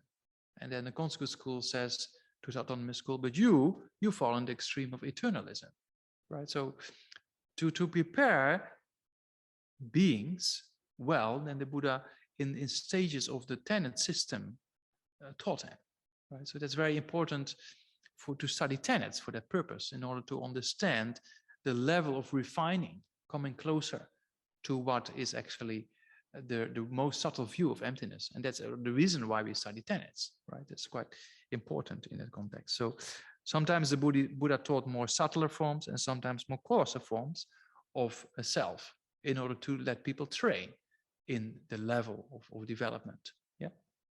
So that's verse number 6. Then if you really like to study this text, then the first 6 verses talks about the first 3 noble truths. Yeah, the truth of suffering, the true origin of suffering, and the true cessation. Yeah, because it talks a little bit about nirvana as well. While the last verses talks about the true paths, meaning a direct perception of emptiness. Yeah, we just talked about that eventually we have to get a direct perception of emptiness. If you have a direct perception of emptiness, you don't create causes for samsara anymore. Why? Because the link of ignorance is not present. You don't create new links of ignorance among the 12 links. Yeah, for those who have studied the 12 links. So that's why we need a direct realization of emptiness. Because and when we take refuge in the Buddha, the Dharma, and the Sangha, yeah, we know if you take refuge, the actual refuge is taking refuge in the Dharma, right? And what actual refuge in the Dharma means, our own realization of emptiness, our own direct realization of emptiness in the future, that is our refuge, right? That's the real most sophisticated form of taking refuge. not out there in the image of the Buddha, but to think yourself, I have to have a direct perception of emptiness, and that's my refuge. Why is that your refuge? Because that will eliminate all afflictions. That is a safe direction, right? That will eliminate all destructive emotions. So that's the real refuge, right? So for Buddhists, when we do a prayer, Sangye Chodan Songye Sonamla, of course, we take refuge in the Buddha as a teacher, Sakyamuni Buddha. We take refuge in the teachings of the Buddha being the true paths and the true cessations, right? And we take refuge in the Sangha, in ARYA beings. That's normally how we take refuge in most of the texts. But a more sophisticated form of taking refuge is taking refuge in yourself becoming a Buddha, right? It's much more sophisticated because that moves you in a direction yourself in your own Buddhahood in the future. Yeah, that's the safe direction, right? Then in a similar way, your own realizations in the future, that's your safe direction. Yeah, because if you have those realizations, no, in Spanish, you have a term like katam. In Hindi, it's like bas katam, finished. You know, you have a word like that in Spanish, like chak, like finished. Yeah, I don't know, but it's a bit like that. If you have a direct perception of emptiness, that's it. That's kind of the real mind that eliminates suffering and the causes of suffering. You know, so that's kind of that's the real direction we want to go, right? That's our real refuge. You know, yeah. Yeah, so that's the last verse to talk about that. And then it talks about, in verse number 7, for example, it talks about that, you know, emptiness is not easy to be understood. And especially to imagine how a direct perception will be, that's kind of inexpressible, you know, so that's kind of a little bit explained in verse number 7. And in relation to that, what is real and what is not real, in verse 8 it talks about, you know, on a conventional level, there's a screen. On a conventional level, there's a body and there's a mind, right? That's on a conventional level, from our perspective of ordinary beings, it's kind of real, right? But there is no the inherent aspect, or the inherent I, or the inherent mind, that's unreal. That's not really there, as we just examined. We have a body and a mind, and that we don't refute, right? There is a body and there is a mind. Yeah. But what we refute is the inherent aspect, or from its own side existing I and mine. That's what we refute. Yeah. So that's kind of, that's not real. Yeah, that explains in verse number 8. And then in verse number 9, it goes a bit further in that aspect of what has been explained in verse number 8. Yeah, so also in regards with illusory appearances, you know, if you have a little bit idea of emptiness, then when you look around, then probably, especially when you have a direct perception of emptiness, it becomes automatic that you see things very concrete out there, but you straight away see it's not a reality, you know? Yeah, so often what appears to your mind is not always reality, as we discussed before, you know? Yeah, so if you know, things appear very concrete out there, but then you see is like a dream, you know? You dream also, I don't know, in siesta, you dream is lighter, right? Your sleep is lighter. I have that sometimes when I have a siesta. I started again. I was without a siesta for 2 years here in London. And then I think I started last kind of summer when it was a bit warm. In the UK, it doesn't get really hot, but it was a bit warm. And then we did a Lamrim retreat with BP students online. And then also I took a little bit of a nap in the afternoon. Yeah, so I used to do it in the monastery. So I'm quite used to siesta kind of a feeling, right? Yeah. So, but I know in siesta, then if you don't sleep too much, then the sleep is quite light. And it's easier to recognize sometimes dreams or, you know, but yeah, if you go siesta and there you go, and then you few hours siesta, then when you wake up, it's kind of takes time, right? Especially if you just finished lunch and then you have a siesta, and then you wake up, and then you really need a very strong coffee to keep the system going, you know. But you know, if you sleep very short, then I noticed in the monastery, that's what we did. I had a particular technique to sleep, then I wake up within 10-15 minutes because put my arms like that, and then pain comes, so I wake up. Or I wake up when I'm snoring, then I so because it's very light sleep, right? So then, yeah. Anyway, that's just a kind of a bit instruction on how to have siesta. Okay. Yeah. So the bit instruction on siesta is keep short, you know, because if you go in sleep and you come out, then you're more rested than having a long siesta. Yeah. So I know a little bit, you know, a little bit about Spanish life. Okay. Siesta business. But so that means that if you have, then you have more conscious about dream, right? But if you normal sleep at night, then that conscious aspect is most time not present in most people, right? So then whatever appears as reality, right? But if you're a little bit more conscious and they think, oh, I'm asleep or not, oh, now I'm dreaming, right? Then you actually see what appears to your mind is just an illusion, right? So it's very interesting. So in a similar way, if you have a direct perception of emptiness, then it appears to be like that. You know, it appears to things appear same as a dream, very real, but you know actually it's not actually really out there. You know, so this kind of siesta dream illusory appearances, right? But the only real illusory appearances happens when you have a correct understanding of emptiness, because the feeling is not an illusion, the body is not an illusion, the mind is not an illusion, but the way it inherently appears, the inherent appearance, that's the illusion, right? So that's what it talks about in verse number 8 and 9, for example. Yeah. Yeah, and then verse 10 summarizes the things we talked about, right? That dependent origination, and then one and different reasons. That's in verse number 10, been summarized. Yeah. And then, 11 and 12 is kind of concluding verses. Verse 11, same thing, dependent origination and one and different reasonings. Yeah, that's the main reasonings we use to prove there's no from its own side existing I. You know, yeah. So that's the two reasons, as we discussed in some detail, one and different. And today, the 3 levels of dependent origination. So think about it, you know, think that about this kind of reasons, and then use it to prove that this I, the way it appears, is not really there, you know. So that's why you do that. Yeah. Okay. So that's more or less, yeah, exactly. Time. Yeah.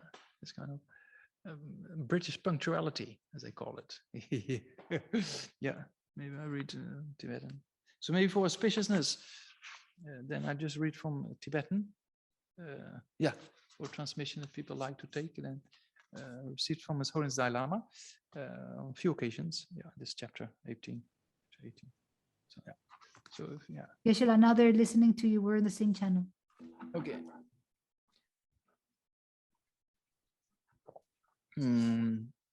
So verse Gaza, chapter 18. Yeah. So especially the first verse, we did it last time. It's a very precious verse because there's a verse Lama Tsongkhapa realized emptiness with, you know, based on Buddha Palita's commentary. Yeah. La primera estrofa, de hecho, es muy interesante porque fue, de hecho, la primera estrofa fue con la que Lama Tsongkhapa comprendió la vacuidad usando el comentario de Buddha Palita. Gyalde Pumbo Dayana, Gewa Jiba Jimbagyur, Gyalde Pumbo Namlashin, Pumbo Sani Mebagyur, Dani Yuma Yena, Dagi, Galagyu, Dagi, Shiwa Gyu, Ranjina Zen, Zimegyur, Ngazen, Ngaye, Zime, Megan, Deyang. Deyang Yub Mayen de Ngazen, Mebar, Gangi, Dongwa Mi Dongo, Nangi, Jiru, Nidala, Dadandagi, Nyamse, Nani, Walen, Bukagyu, Shin, Deze, Deze Panagi was Ledan Yumo, Sebatar Lenen, Ledan Yumo, Nandole, Deda Juda, Jule Juba, Ni, Dongwa Nigi, Kagwa Yu, Dagbo Shikyang. Dag yu jin dag me che gyang tenpa yu sang yen nam ye gan da ni da me gyang me che gyang den je ba ja je dog ba de sem jin gi ju yu lo zo ma ge pa da ma ga Na journey nanda de dang tamje yanda min yanda mayen yanda min de ni sangye je tembo jenda jenle she men shi wa dang de wa nam ge ma zhe ba nam do me den ta de min de ni zeni do gang la ten de gang jung wa de ni re jik de ni min de la chen ba ye ma yen jir de je che min tak ma yen Sangye jikden gonamgi tenpa duzu gyurwate dunje mayen tate min cheba mayen ta mayen zo sangye nam ma junshin neten nam kyang seba na rang sangye gi yejini tenpa meba rabde gye dagdan chu takpa she jawa rabche chung kiba osa. So read from beginning, yeah. Gelde pongpo da ye na ge wa jigwa chende yu gelde pongpo da la shen pongpo tseni meba gyur. Yeah, okay. That's chapter 18. Yeah. So yeah, thank you very much for your interest in chapter 18. And then next next week, and then it's a very inspiring text also by Nagarjuna in praise of the Vajra mind, right? It talks about the ultimate nature of our own mind. And yeah, it's a little bit of Dzogchen Mahamudra style of text, but we'll mainly explain it in the sutra kind of system, so to say. But very inspiring text, how to deal and see actually afflictions in the nature of the mind. It can be very powerful. Yeah, it's a very inspiring text. Yeah. Muchísimas gracias por vuestro interés en este capítulo 18 de los versos raíces de sabiduría de Nagarjuna. Es un texto muy inspirador y también es muy inspirador el siguiente texto que vamos a ver la semana que viene, que es el homenaje a la mente Vajra. Es un texto muy inspirador porque además tiene un estilo un poco de Dzogchen, de Mahamudra, pero lo vamos a ver más, yo lo voy a explicar en el estilo del sutra, y nos da como unos métodos muy interesantes, muy inspiradores de cómo lidiar con nuestras aflicciones viéndolas en la naturaleza de nuestra mente. Yeah, so this for next week. And then for this week, or today actually, if there's any questions, then we can still have a few minutes. There are many questions. Oh, good. Pues vamos a empezar entonces, vamos a dar lugar a las preguntas. La primera es de Elena, que dice: ¿existe algo que sea inherente, que exista por sí mismo y no dependa de causas y condiciones? First question from Elena. Is there something that exists inherently by its own side, from its own side, that does not depend on causes and conditions? No. I mean, nothing exists from its own side or inherent, but there are permanent phenomena which don't depend on cause and conditions, right? But permanent phenomena are also depending on something else than itself. Yeah, because emptiness is empty of something. For example, the emptiness of the body of Tenzin Namdak depends on the body, right? Yeah.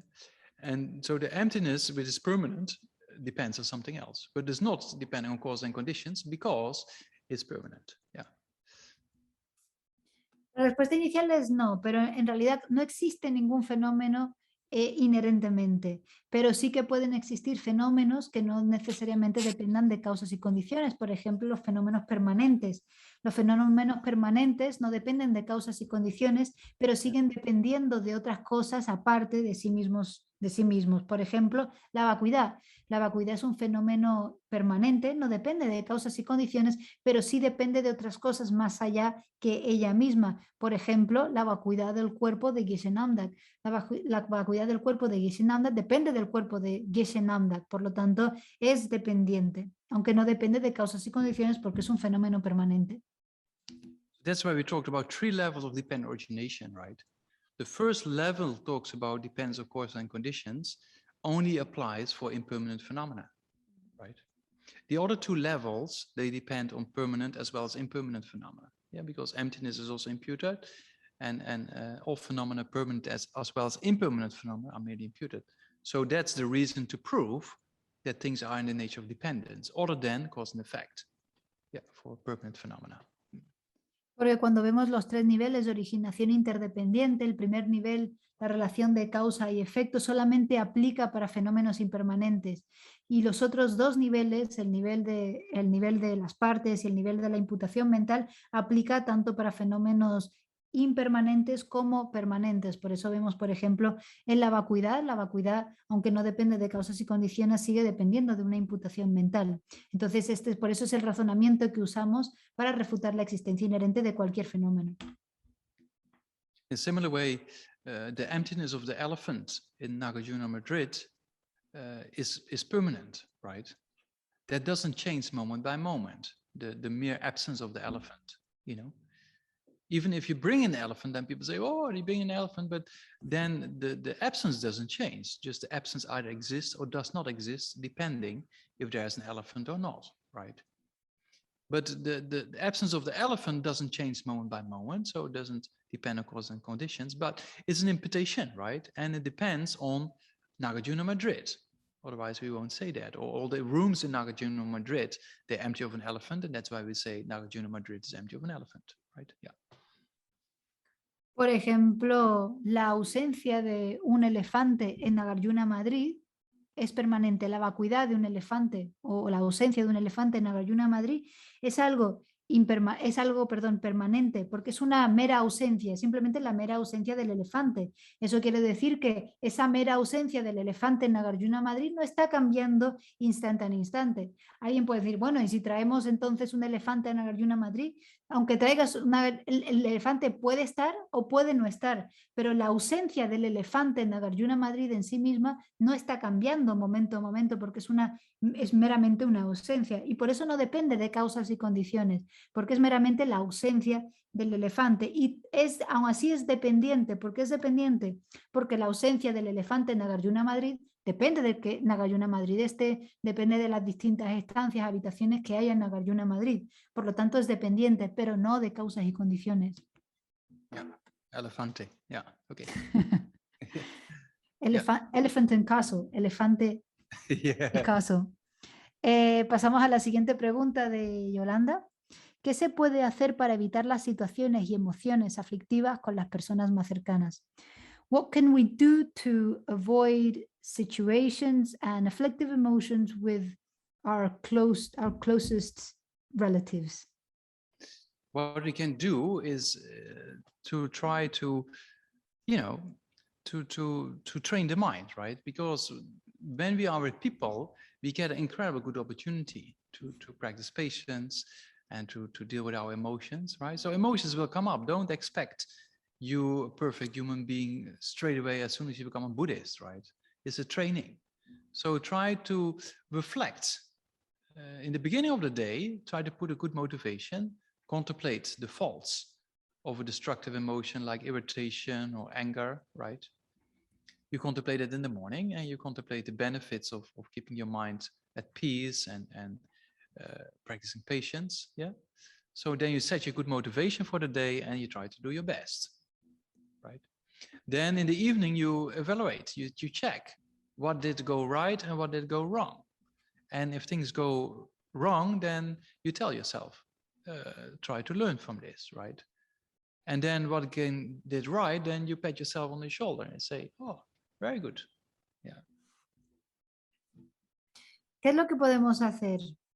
Podemos entrenar la mente, hay que entrenar la mente para poder gestionar este tipo de situaciones. En realidad, cuando estamos con otras personas, tenemos una gran oportunidad para practicar, por ejemplo, la paciencia. Es evidente que las emociones van a surgir sí o sí, no podemos esperar que las emociones no vayan a surgir y ser practicantes, ser personas perfectas simplemente porque estemos entrenando en el camino budista, porque seamos budistas. Estamos en un proceso de entrenamiento.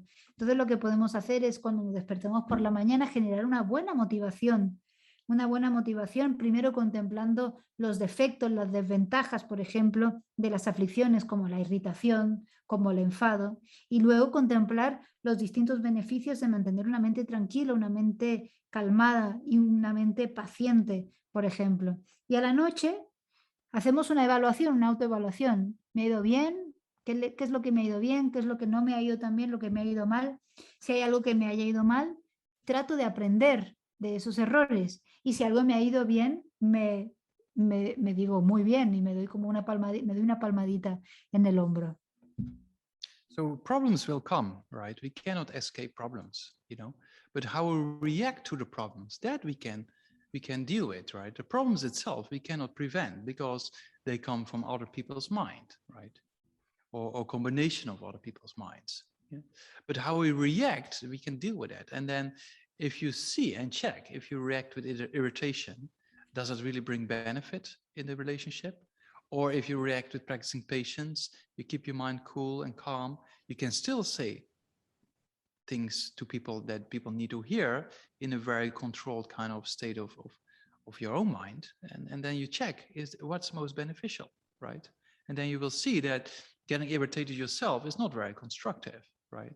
And then seeing the different kind of movements in the mind, but keep yourself cool and calm, you're much more in control and can even help others to say the right things or help others also to improve, right? So it's a slow process. So you have to analyze, yeah? You have to analyze your own mind states of mind. Realmente no podemos evitar los problemas, o sea, los problemas van a seguir surgiendo. Lo que sí podemos gestionar son cómo reaccionamos, cómo actuamos, cómo nos enfrentamos ante estos problemas, ¿no?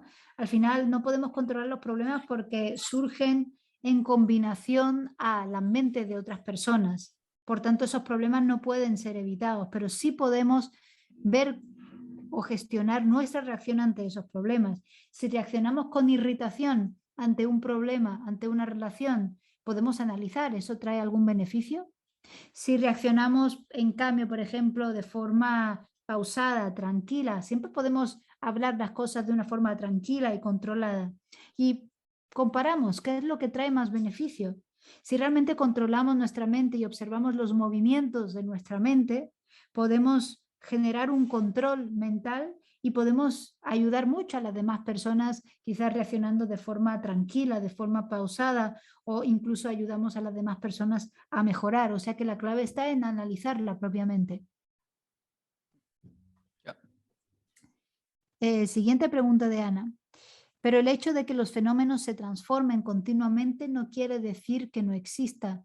Lo etiquetamos de una manera para entendernos y comunicarlo a otro como nosotros.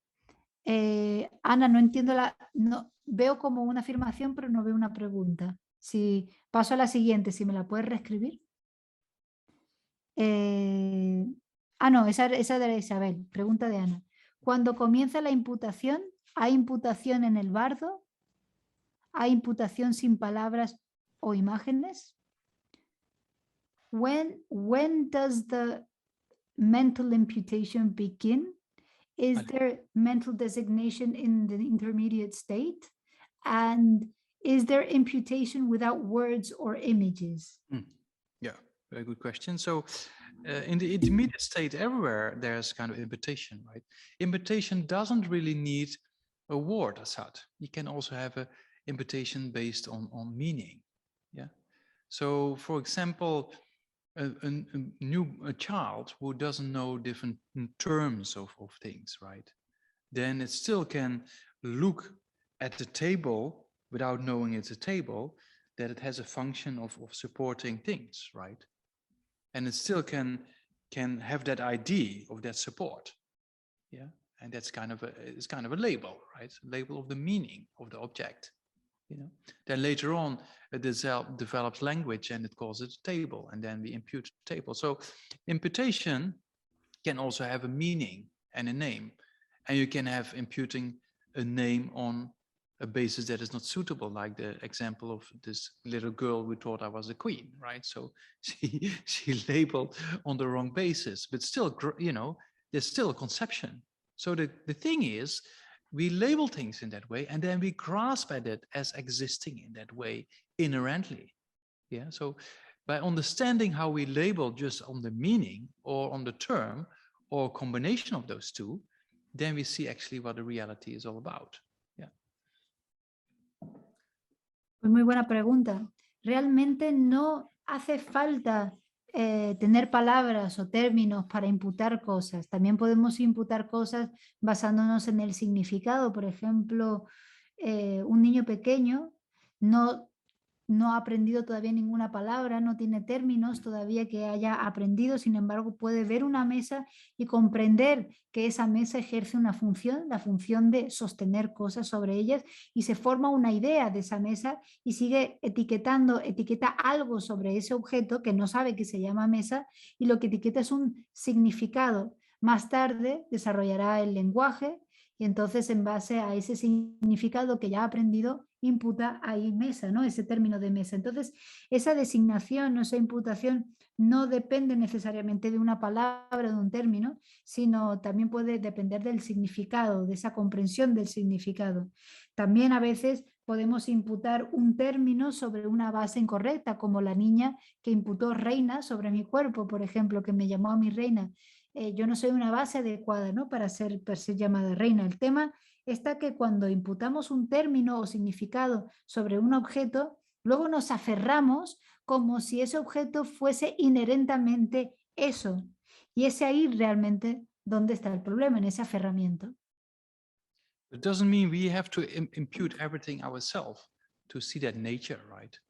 Because when we impute a name upon a person or a person as such, then although maybe the name is imputed by somebody else, right, like the parents for the children, but then you see that child thinks, oh, I'm this person, but that child itself didn't impute a name, right? Yeah, if the child is called Anna or something like that, then the child didn't impute, the parents imputed it. But the child just grasps that I am Anna, right? Yeah. So, but then if you analyze, then the child can see later on when it grows up, oh, this Anna is just imputed by my parents, right? So that's the meaning of me imputation, right? We grasp things as existing from its own side, while sometimes imputed by others. But if you analyze, you come to this understanding that it's merely imputed. That's the main thing. It doesn't have to imply we have to impute all the names ourselves, right? Yeah. Y no necesariamente para designar las cosas tenemos que ser nosotros quien designemos eso. Por ejemplo, hay muchas cosas que están designadas por otras personas. Cuando conocemos a una persona, conocemos a la persona, nos dice su nombre, y aunque nos dice su nombre, ese nombre ha sido imputado ni siquiera por la persona misma, sino por los padres de esa persona. Por ejemplo, si esta persona se llama Ana, por ejemplo, ese Ana no se ha imputado a sí misma Ana, sino que sus padres la han imputado como Ana.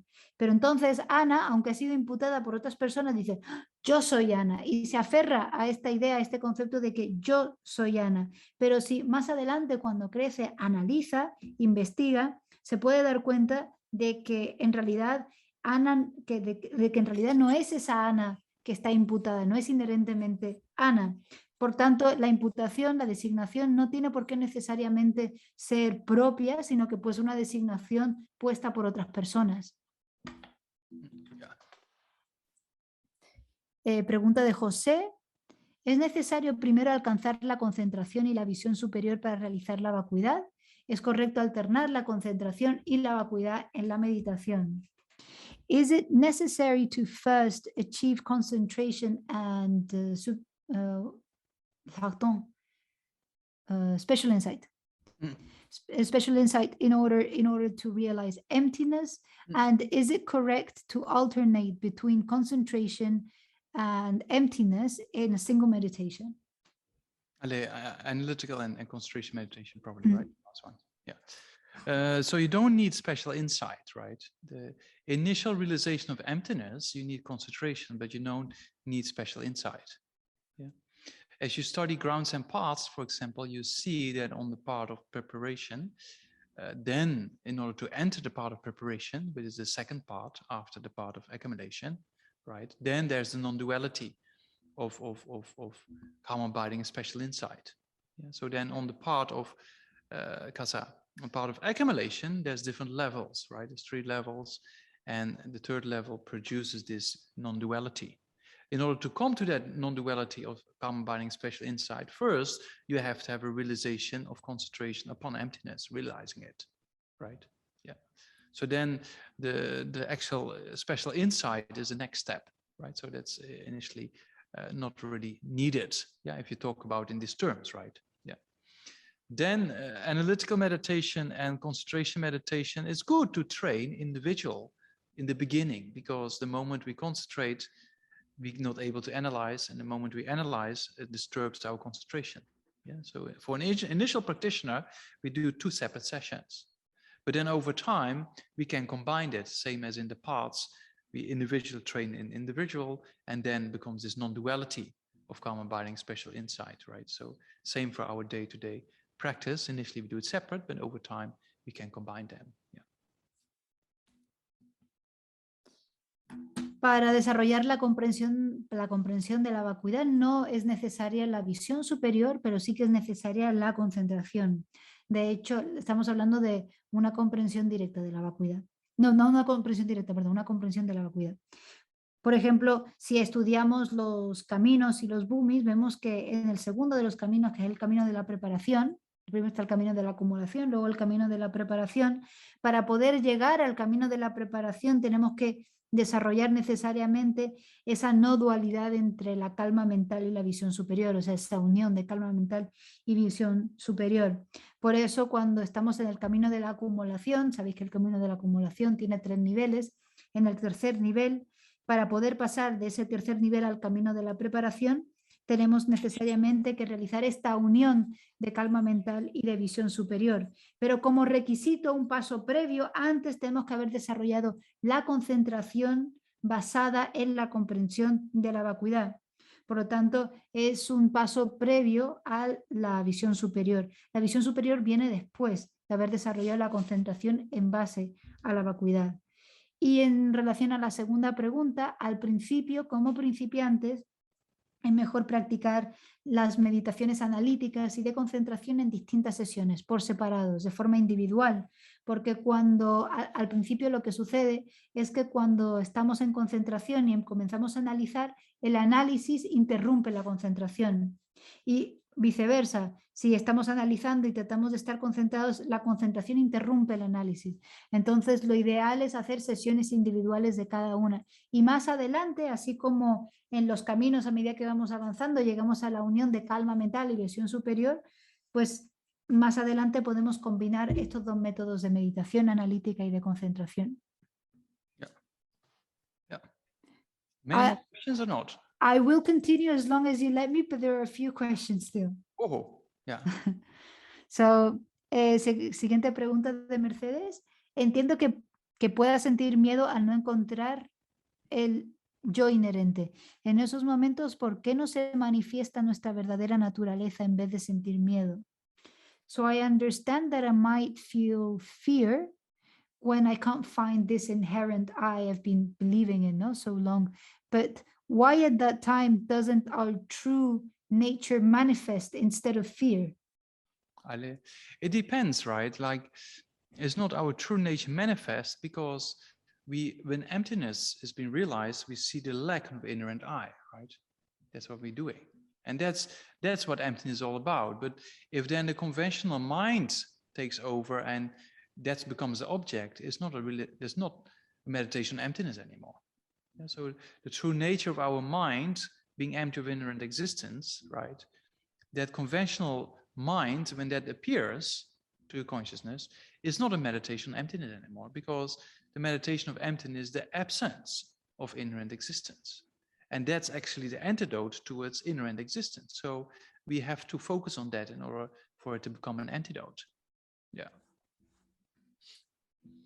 En realidad, no es realmente la naturaleza de nuestra mente. Cuando la vacuidad se manifiesta, lo único que se manifiesta es la ausencia de ese yo. Pero en el momento en el que una conciencia conceptual, o más bien una conciencia convencional, vuelve a aparecer, eso deja de ser la meditación en vacuidad, porque en realidad la naturaleza de nuestra mente es esa mera ausencia de este yo que existe inherentemente. Pero cuando surge esa otra conciencia convencional, entonces ahí ha desaparecido la meditación en vacuidad, ya que sabemos que la meditación en vacuidad es una mera ausencia de este yo inherente y es realmente lo que puede servir de antídoto para eliminar este aferramiento a la inherencia del yo.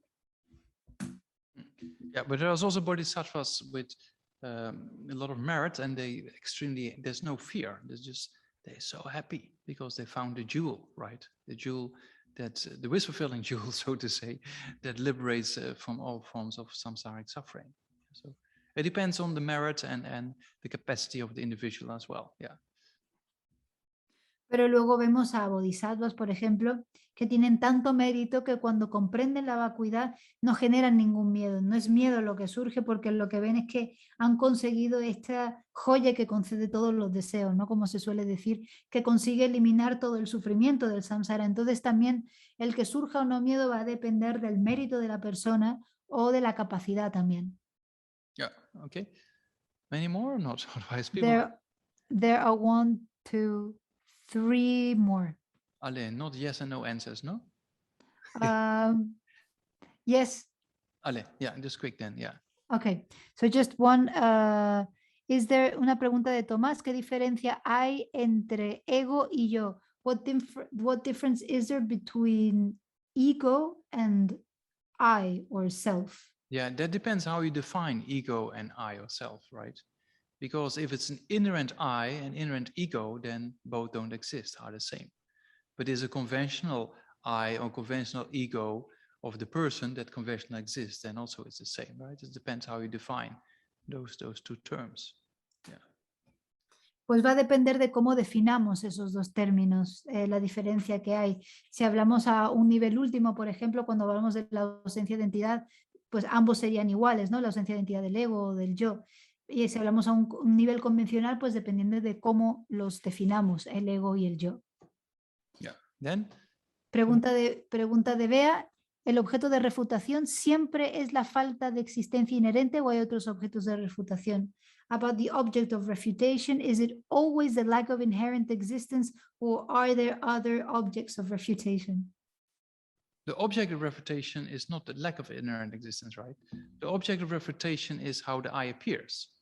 Yeah, and then according to the consequence school, it's an inherent I that appears, right? That's the object of refutation.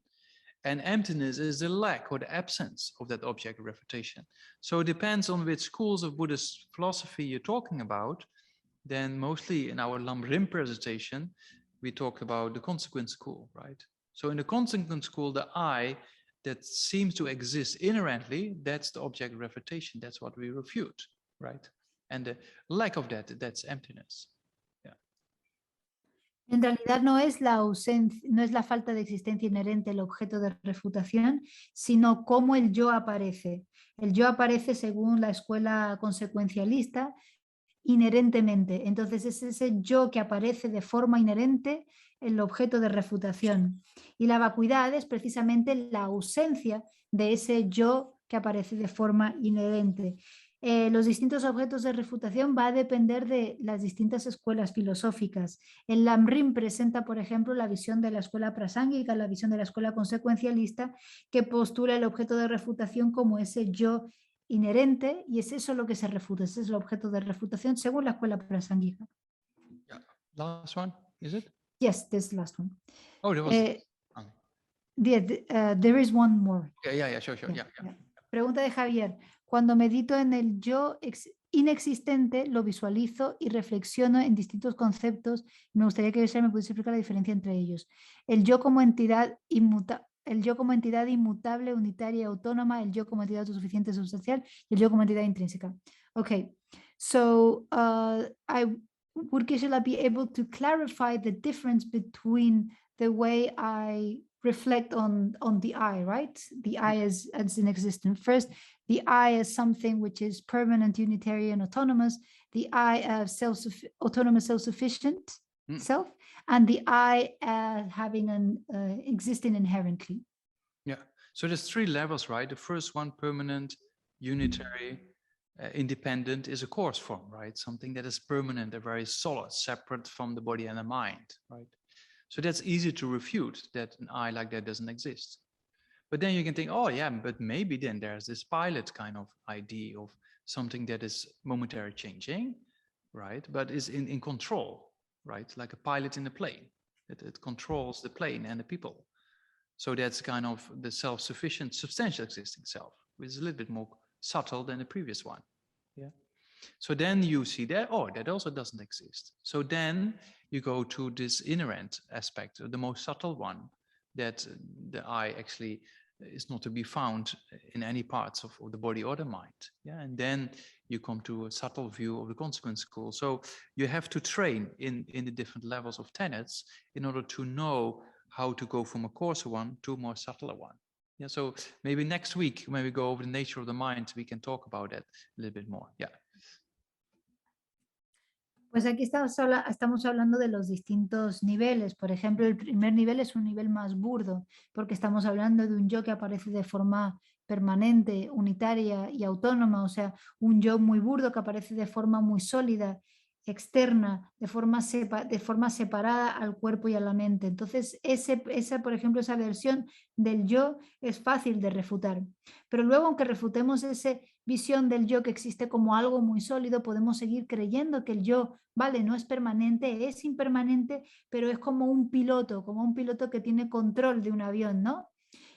Y está cambiando momento a momento, pero está ahí controlándolo todo. Entonces también podemos refutar eso, aunque es un poco más difícil porque es una visión más sutil. Si refutamos eso, llegamos a la visión más sutil de todas, que es la escuela consecuencialista, que es que el yo no existe inherentemente, o sea que el yo no existe realmente inherentemente en ninguna de las partes del cuerpo. Sí, esa es la visión más sutil. Y esto, para aprenderlo bien, hay que ver las distintas escuelas filosóficas y hay que en realidad entrenarse en cada una de las visiones de las distintas escuelas filosóficas para poder ir desarrollando gradualmente estas visiones. Y quizás en la próxima clase, como hablaremos sobre la naturaleza de la mente, puedo comentar algo sobre el tema. Yeah, next week. Okay.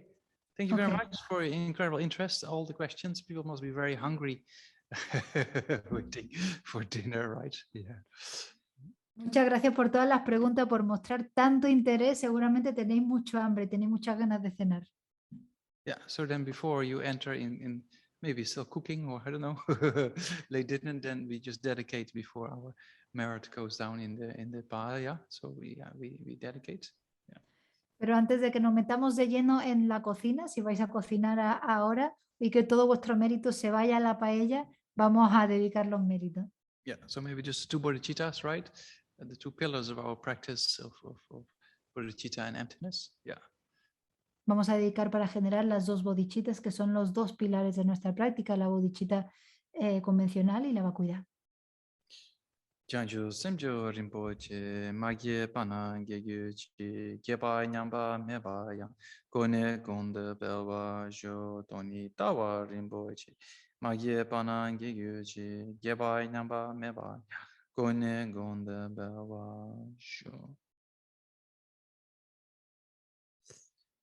Okay, buenas noches and then see you next week. Yeah. Buenas noches, thank you, Gisela. Thank you. Buenas noches. Thank you very much. Thank Yeah. you. Gracias. Gracias.